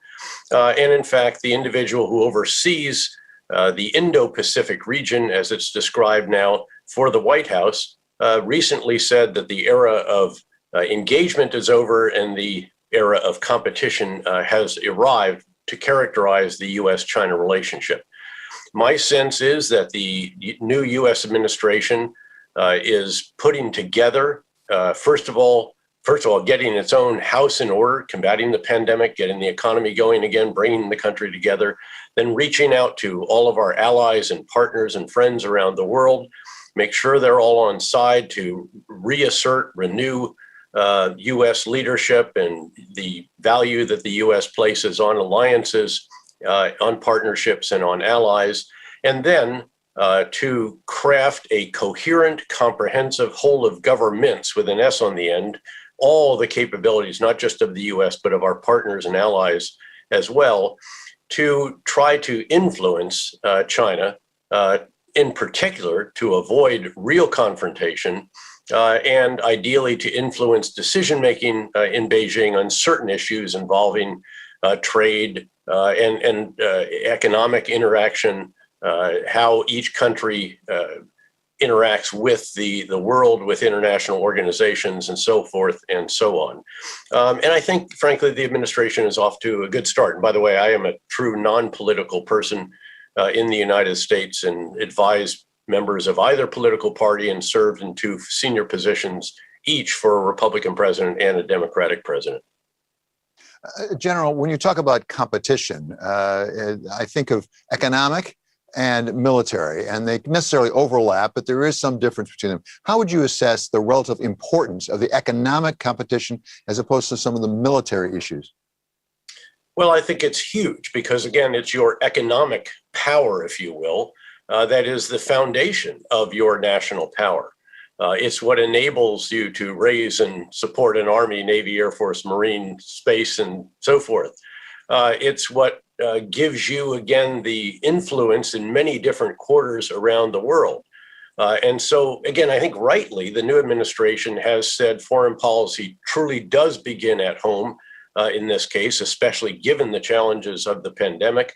The U.S. is well on the way to cornering it, if you will, and driving way down the number of cases and so forth with an aggressive vaccination campaign, equally aggressive fiscal support for economic revival. You can see, I think, the economy roaring back. In fact, now the concern is inflation rather than, inadequate growth. And then it's about, of course, just the sense that the country is together.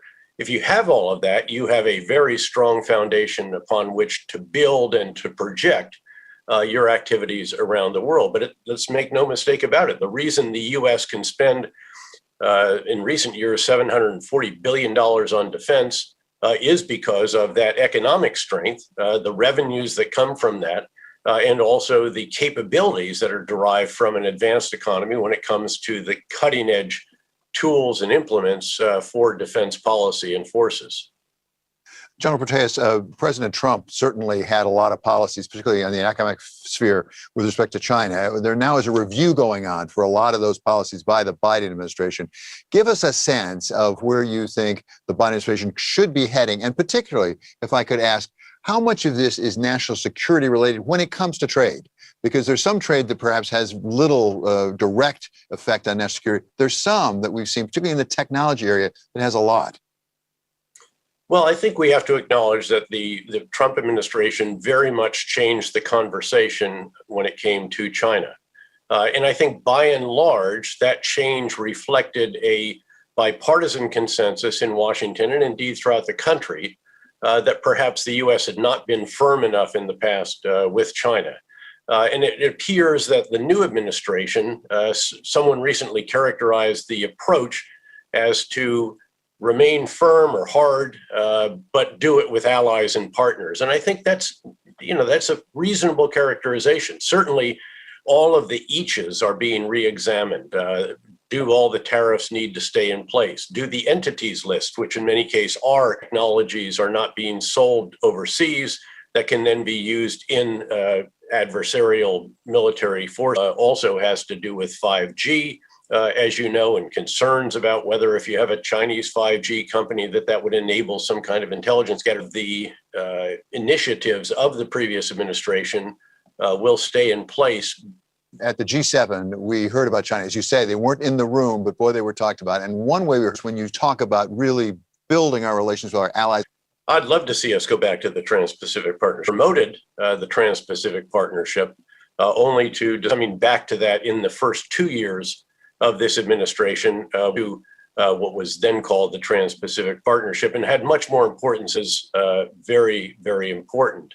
And as you look at, again, this facets, and I have also supported this publicly, is at least we ought to be in the arena competing, providing an alternative to countries when they are trying to carry out their own infrastructure development initiatives, and an alternative to the Belt and Road Initiative. So that funding, there should be a competition, there should be a corollary. And in fact, if you put together the International Development Finance Corporation money, which was doubled by the Trump administration, the assets of that, our AID budget, the development budget, the Millennium Challenge Corporation, then you bring in the UK's DFID and Japan Development Agency. If you gather all of the partners and allies together, then you have, I think, quite a good, healthy competition. And again, all we can ever ask is to be able to compete. And I think that would be healthy for the countries that are pursuing these infrastructure initiatives. I think it will be healthy actually for what China is doing. And let's be fair that China has been examining its experiences with the Belt and Road Initiative. And it has actually been making changes to how it goes about what it does in response to what have, I think, in some cases been legitimate criticisms or lessons learned. So I applaud the initiative that was announced in this regard, and I hope we will see it can propel this forward. And again, provide an alternative, a competitive alternative. Of KKR, really a pleasure to talk to you. Thank you so much for your time today. It was truly helpful.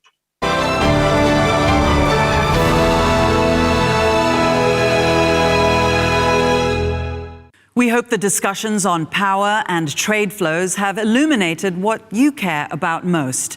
But given the state of the planet, climate change may well pose an even bigger threat to not just trade flows, but our very survival. We turn next to sustainability, the topic that occupies the waking moments of many of our brightest brains.